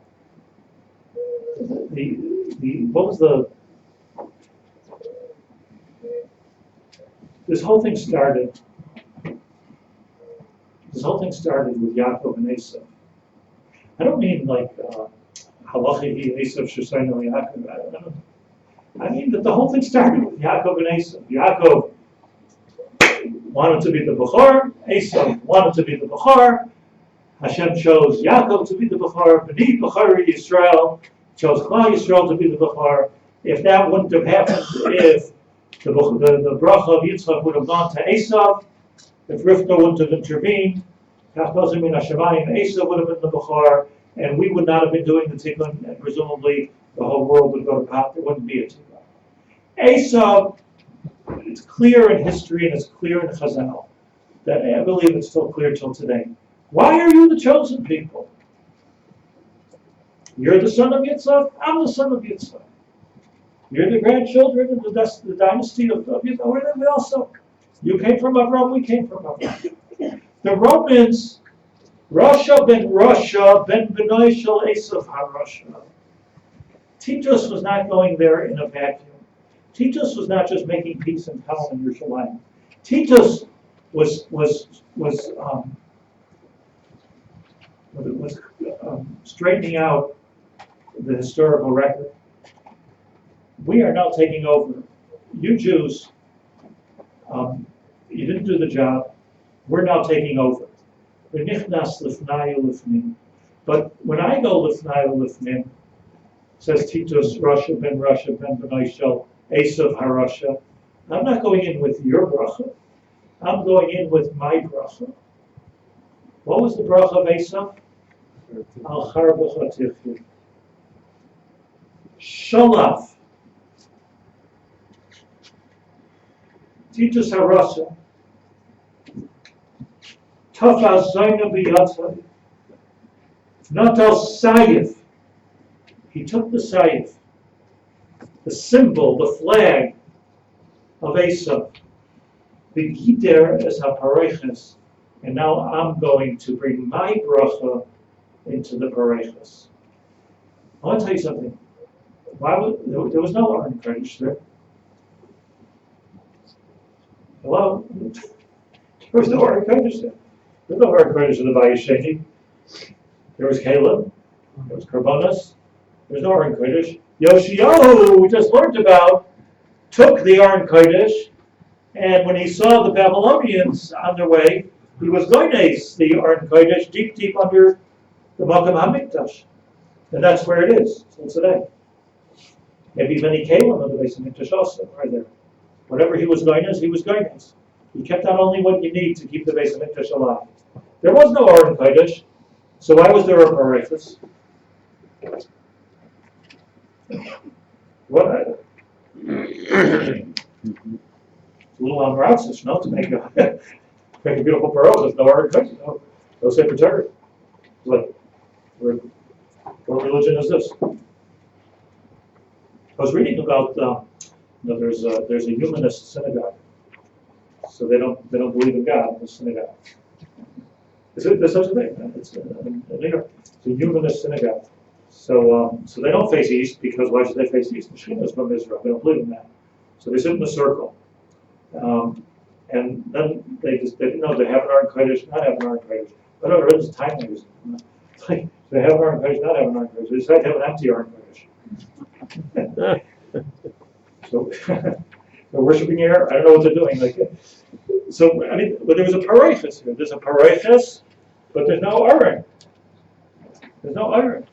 So the pshat is that the parashas was there not to protect us or to divide us between us and the Aron Kodesh. It was there to divide us between us and the Makom HaMikdash. The Makom, Kitchel L'Shaita, Kitchel L'Asim, the Makom is Kodesh. And why is the Makom Kodesh? Because Yaakov Avinu put his head there. So the parashas that he wanted to penetrate the parashas was with his charev, because he already had a bracha from Yitzchak Avinu about Charbecha Tichya, V'nasa Nes V'yatsa Badam. Why? What was this nes for? Why did Hashem do a nes? You have shot? Why did, and what kind of a nes? Why was there a nes of Yatsa Badam? Why nes? That was the bracha of Esav, Al Charbecha Tichya, Shvichas Domim. You know, by Har Sinai, when Hashem said to Esav, Zorach Meseir Lomai, Hashem said to Esav, do you want the Torah? Maksiv Bey? Loi Sirtzach. What? Loi Sirtzach, then we have nothing, because Kol Birchaiseinu, Hu Ritzicha, V'chsiv, Al Charbecha Tichya. Shvichas Domim. Domim. What should have come out when you stabbed the Makom HaMikdash? What should have come out was the Geula. What should have come out was mine. So listen to what I'm saying. Yaakov was about Mayim. Esau was about Dam. If you do it to anybody who's learning the Inyanim of Kaballah, even when I was a kid, they called the communist Reds. It's all about Dam. Out came water. Out came blood instead of water. And that was the triumph of Titus. Nasa Nates, that I took over, it wasn't just sacrilege. I took over my bracha, took over your bracha. The bracha of Shvichas Domim, the Domim, Shvichas Domim, took over the Simchas Beis HaShoeva. And here I am. And then Titus goes into the boat and he travels the Mediterranean to get to Italy, to get to Rome, and the sea starts to rock. And he looks up to the Shamayim and he says, Eloheihem shel Elu, you're going to Yaakov, Ein Kochacha Elohim. It's all about Mayim with you, isn't it? Forget about Yaakov Avinu. I destroyed Yaakov Avinu. Finally, after all these generations, I went in L'chai Lifnim, and I got down out of that parachas. I got down from the Makom HaMikdash, from the place of the Even HaShasiyah, which is Shasas Mayim. For me, it was Shasas Dam. It's Kaballah. As I said at the beginning, if it wouldn't be so terrible, it would be elegant. Ein koichacha ela b'mayim. Take me on my territory and do me something. Take me on earth, ve'esem milchama ita. Take me away from the Evan Ashasiya and take me to the place of Damim Umirma, and do war from there. You know,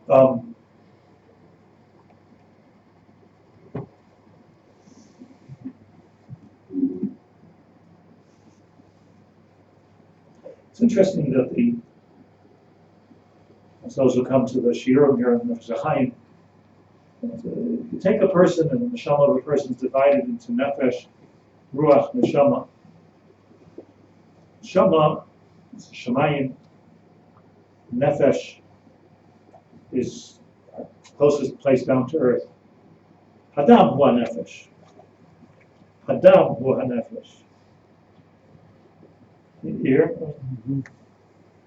Hadam hu nefesh. What was really going on here? Shemayim is neshama.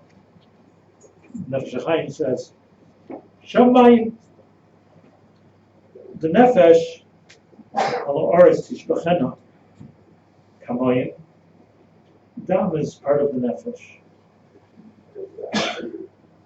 Libi Amar Li, that the question between Yaakov and Esav was a question of mayim and dam, and it was a question of nefesh and neshama.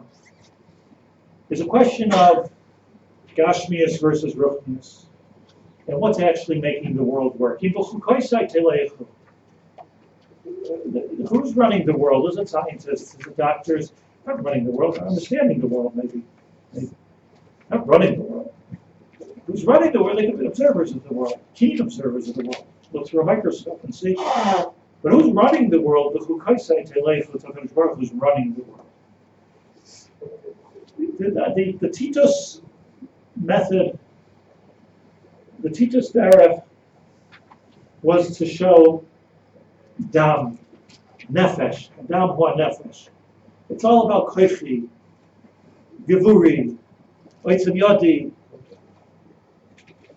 asos achayil azeh, gider b'pareches v'yotza dam. Come on. Water, you're cheating. I already won that battle. What does HaKadosh Baruch Hu do? First of all, teachers, let me show you the koyach of your nefesh. Like this, you're gone. Yitosh kadomach. Before I created this nefesh, I created gnats. Yitosh kadomach. Yitosh, you have no koach at all your nefesh. Your nefesh can be taken over by the smallest berea possible. We're talking gashmias. I let you do something for a different reason. And that reason is because HaKadosh Baruch Hu made a Hester Panim. HaKadosh Baruch Hu put a mechitza between Klal Yisrael and Avinu Shebashamayim. Otherwise, Yaakov is still there and he'll always be there. So much more to say. I hope I don't get a chance to say it. But let's just say this together. Tazayin Zachar Asher Asad Sar B'Kinin. Tisha B'Av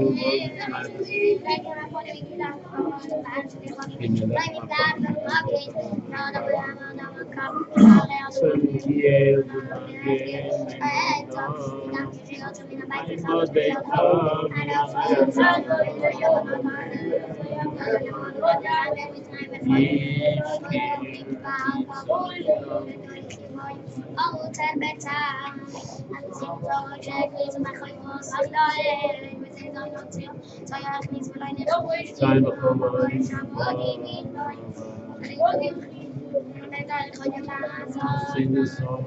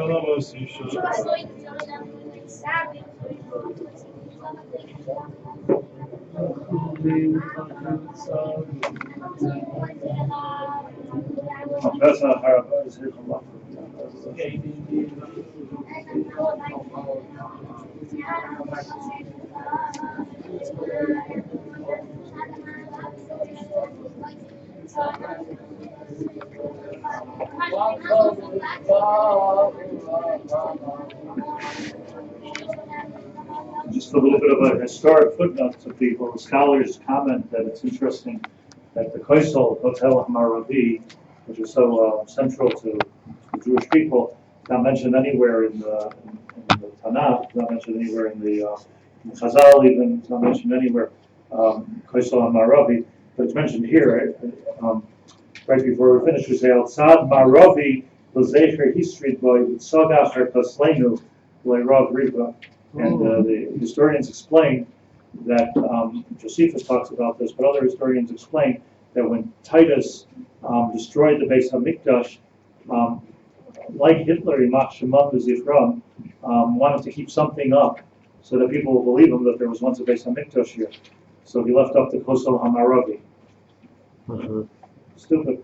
Did not realizing that this then became the place of the Makom of the Shechina, and with Tzogachar Kaslenu V'Leirav Rivai, the Lashon of the Navi, who Oimed Achar Kaslenu, that this became the gathering place and the central, the jewel in the crown of all of Klal Yisrael. But that was, here's a mention of the place of Maravi. I just want to almost finish up here. Yud Zayin. I don't like to translate, and it's just too much for me to translate the horrible things of the Korban, which even the Eicha alluded to, and how historically Josephus speaks about how the starvation was so. It's important to think about something that. One of the things that the Jews were better fighters than the Romans, and they were able to hold off Yerushalayim for a long time. But what they couldn't, they had oitzeres of food, but they were arguing, the Jews were arguing who should get the food, and they burnt the food. So that's one to follow the other. You're not getting the food. You're not getting the food. The point is that they were able to hold off the Romans from inside the old city, and then from the Beit Shemesh, because they were better fighters, but you can't do so without food. How long can you live without food? The starvation of Yerushalayim, how much can you go? A day, 2 days, 3 days? How long can you go without food? I mean, I'm struggling now. And, coffee? You need food. So how long can you go without food? And fight a fierce enemy. How can you do it? So basically, at least Begashmi is the reason we lost that war is we were starving. But the Korban of Yerushalayim wasn't just the Korban of Yerushalayim, it was the starvation of Yerushalayim. Ad Kedei Kach, where the Navi speaks about, Josephus tells us the story about how women would say to their children, look, there's no future for you anyway.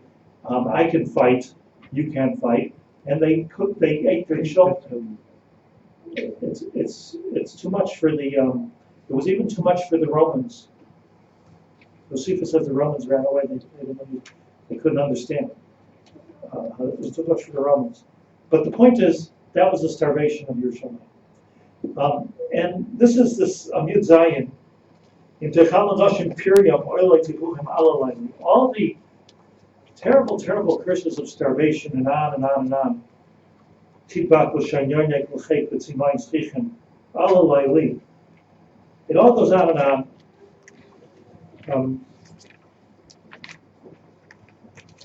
I believe Rav Soloveitchik once commented that there's nothing that happened here that didn't happen in 1943. Nothing. Repeat it again in history in the Shoah.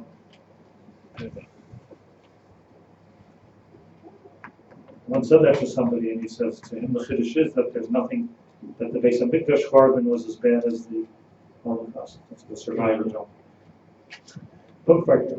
Whatever. That's a Jewish story. But here, at the end, after Alalayli, and I want to point this out because not Sofo B'Tfilasim. The Ruach HaKodesh, you see the end of this? Yes. Lamula Mari. Okay, you're saying it's so terrible. Toyal Kol Shchena Aroyim, woe unto us of all the terrible people who hurt us. Mashikaram Moidian. What happens to us as Jews, we have a holiday about. Tisha B'Av. Eis Asher Asu, but what they did wrong, Loi Moidian. That you don't talk about. If Teichalna Nashim Pirion, Mashmin. There was hunger and there was famine in Yerushalayim, Mashmin. You talk about that, you cry, Hallelujah. Mimihar b'mikdash Hashem koyin v'navi, Loi Mashmin. Meaning, the story of the koyin v'navi, as you know, was the story of Zechariah Hanavi, who stood up in the Beis HaMikdash. He was both a kohen and a navi, and he said to Klal Yisrael, "You're going to have a chorban here if you keep worshiping Avodah Zarah." And they killed him. L'kayim ma'shenamarim yahareg b'mikdash kohen v'navi. They killed him, and they covered his blood. And then Nubluzrada on the Tabach HaGadol came in the time of the Bayis Rishon, and he sees the dams. And everybody knows the terrible story that he says, "What is this dam?" And they tell him Karbanos, not Karbanos. And he realized that it's the dam Zechariah. He had a nevuah, butcher. It's the dam Zechariah. And he killed thousands and thousands of people. So, but Hashem says, Alalayli, but you killed the Kohen V'Navi. And I want to say here, it's like Yoshiyahu. It's not a big kasha why there was a chorban Beis HaMikdash, because the Beis HaMikdash is full of idolatry. And there's not a big kasha why there's an Alalayli if we're hate for the bris. What's the kasha?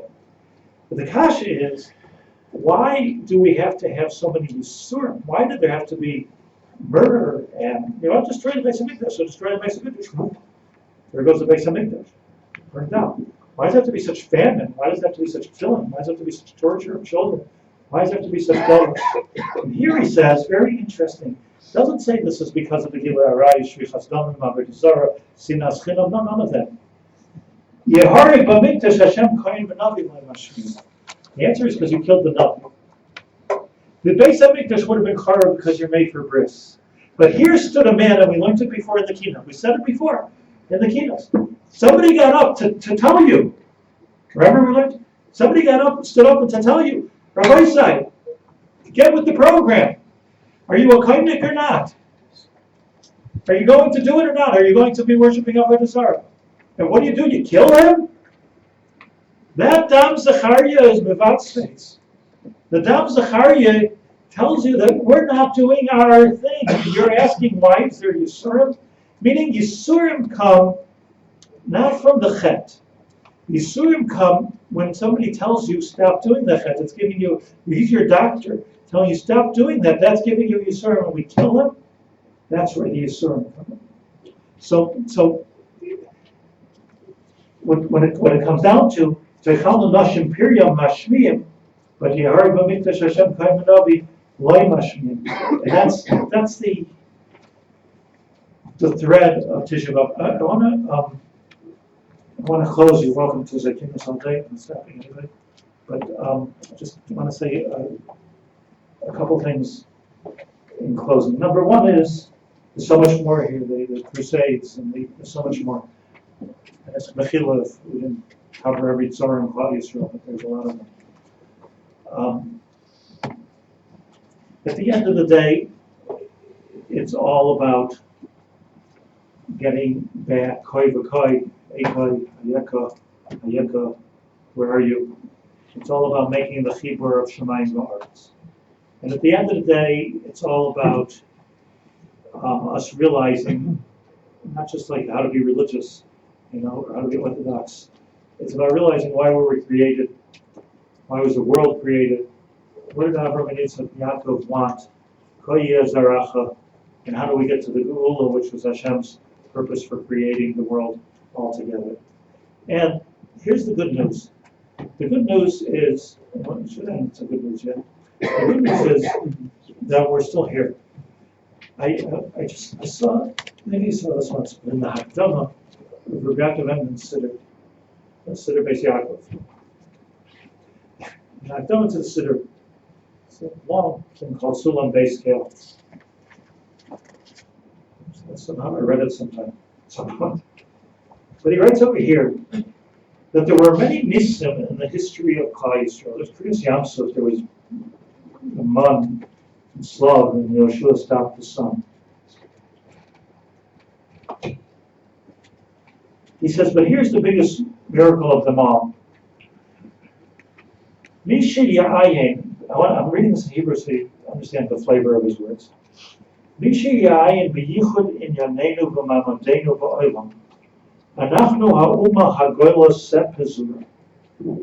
Jewish people, are spread out sepizur.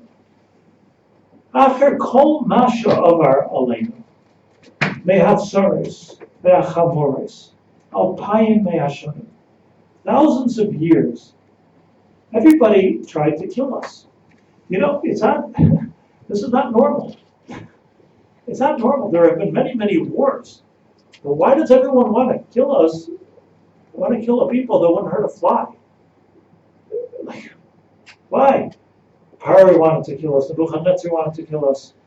The Greeks tried to kill us. They figured, let's take away the Torah. Everybody tried to kill us. Hitler finally said, none of that stuff worked. Read Mein Kampf. None of that stuff worked. Not Pari, not Nebuchadnezzar. I have the final solution. Just have to kill them. So after everything that we've gone through, and he didn't even know about the Shoah, Rabbi Yaacov Haber, he didn't know about that. But the Inquisitions and the expulsions and the Crusades and everything.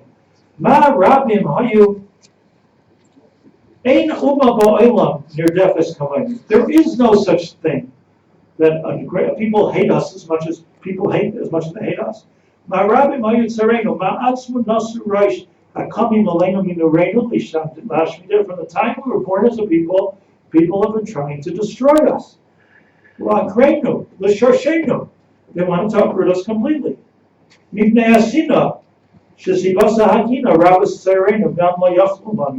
But nevertheless, they never were able to do it. It's crazy.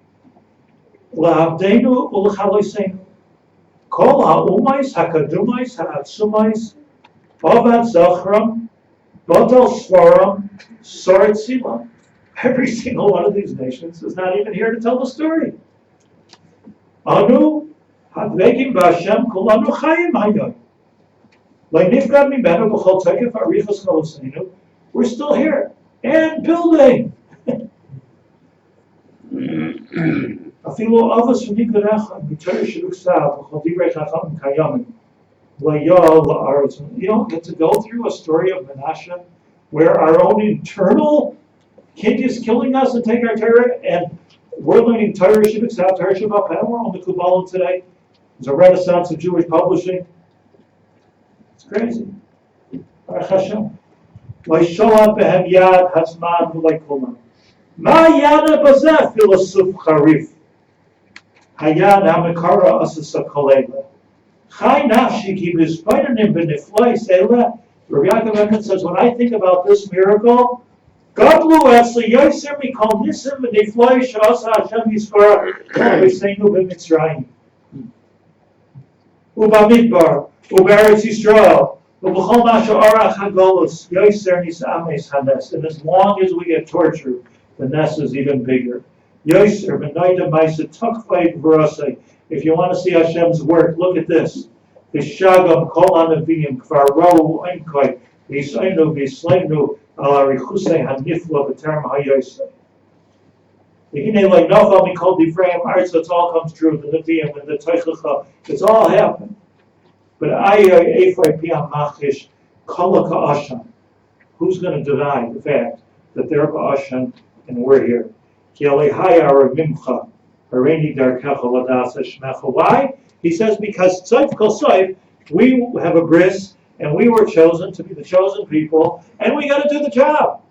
Bottom line is, we're here, Mapish at the bottom of the string here, at the end of the Golos, at the time of the Geulah. Hashem has done 25. Yisrael. We've done a little bit. We've come here too, and we're building, and we're growing, and we're sitting here, and we're trying to understand how do we become Avdei Hashem, and how to close this gap between the 25 and the 25. But it's a miracle that we're here, and this is a miracle where we could say every morning when we get up, "My dani lefanecha, melech chai b'kayim." Shechsarta bi nishmasi, you gave us back my neshama. You gave us back my neshama, it must be you trust me. It must be you believe in us. Every night you take the neshama, and every night you bring it back. Every morning it's back with me. That's the way dani lefanecha. It's gewalt how much Hashem loves us, and it's gewalt how somehow or another by going over this and being aware of the Chorban and being aware of the Tisha B'Av and keeping kol. Everybody's misabel al Yerushalayim zoicha v'roya v'yeshuasa. So we should be mechayim that. Let's just skip to Elitzion and sing it together.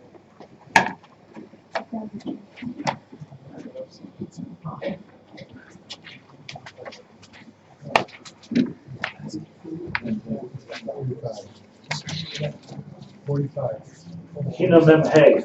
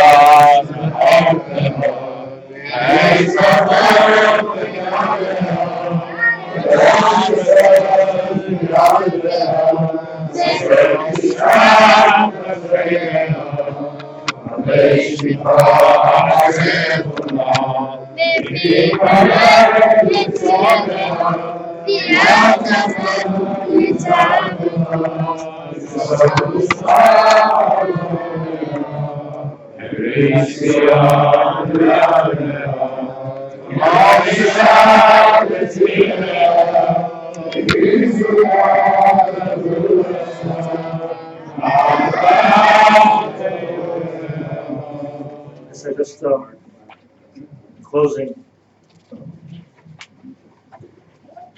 I'm not a kohen, I'm not a navi. I think you have to be foolish and stupid not to see that we, you and me, and all of us are living in a time which is mamish the end of Golos. There's mamish a chance here, I think, for the Geula. Brought us to Eretz Yisrael. I mean, the Rambam says that comes to the Yemais HaMashiach, nobody knows what's going to be until it's going to be. I don't disagree with the Rambam, but I think we're in different times now. I think we know exactly what it's going to be. Just read the paper. You see exactly what it's going to be because this is it. We're not learning history. We're not praying for history. We are history. We live in mamash at a time of Geula. You have to be foolish not to see what's going on over here. And you have to be foolish not to see the purpose of Eretz Yisrael and all this. And Baruch Hashem, we're living here. It's such a schus that we have to live here in Eretz Yisrael. So, if you give me the one closing minute here, I was thinking about the fact of Beitar. And here I'll be kolo a lot of kinos that we didn't do just in 2 minutes. Beitar. Chazal say, let's prepare to read it to you. Chazal say in Medrash Eicha, there were maybe 1 million Jews in Beitar. Beitar is not the little place you see now, it's a whole area. And Beitar had everything.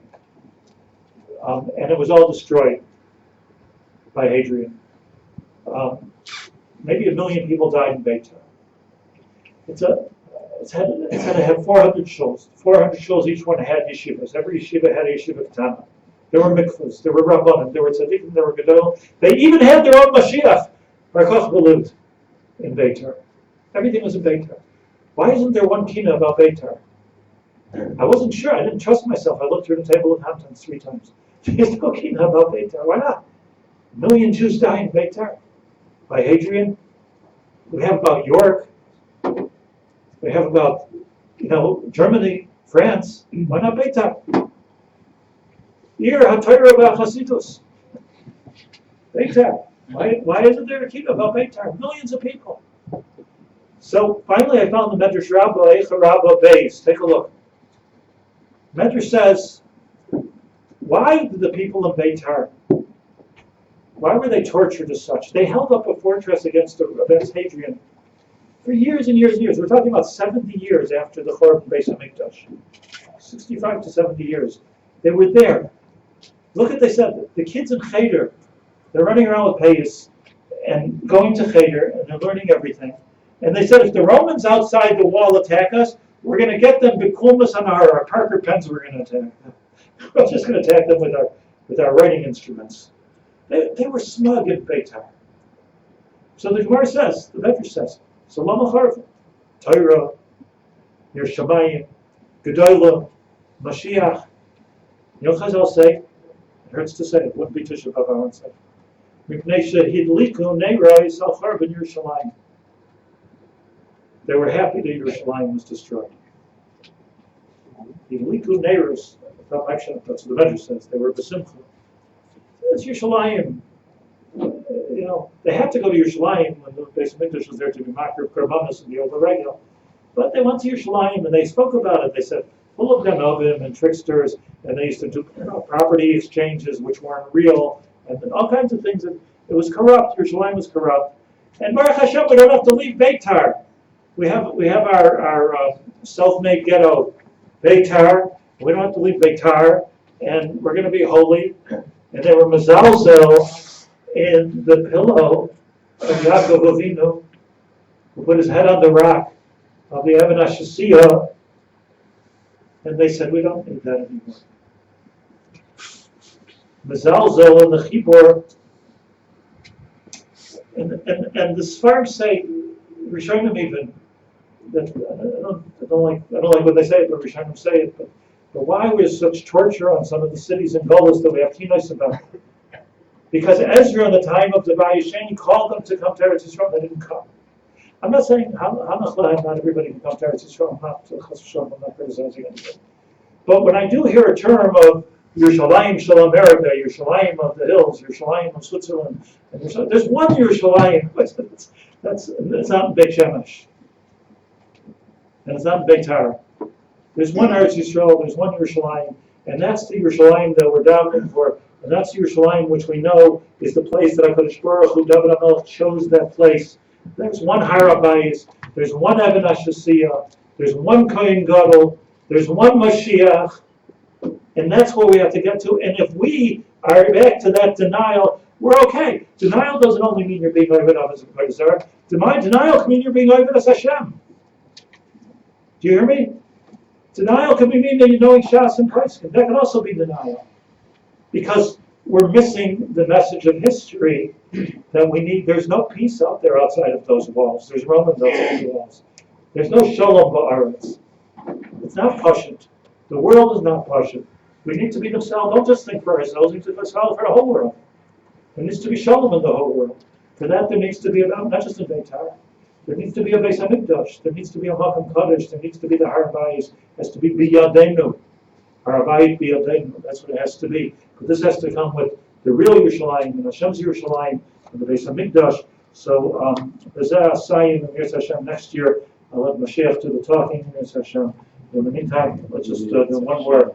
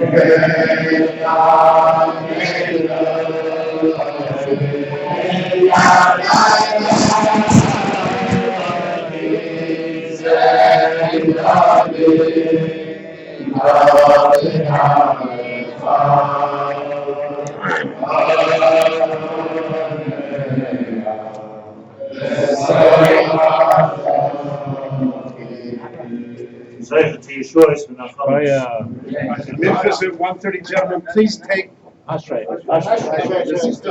please take all of your stuff out when you leave, all the seats.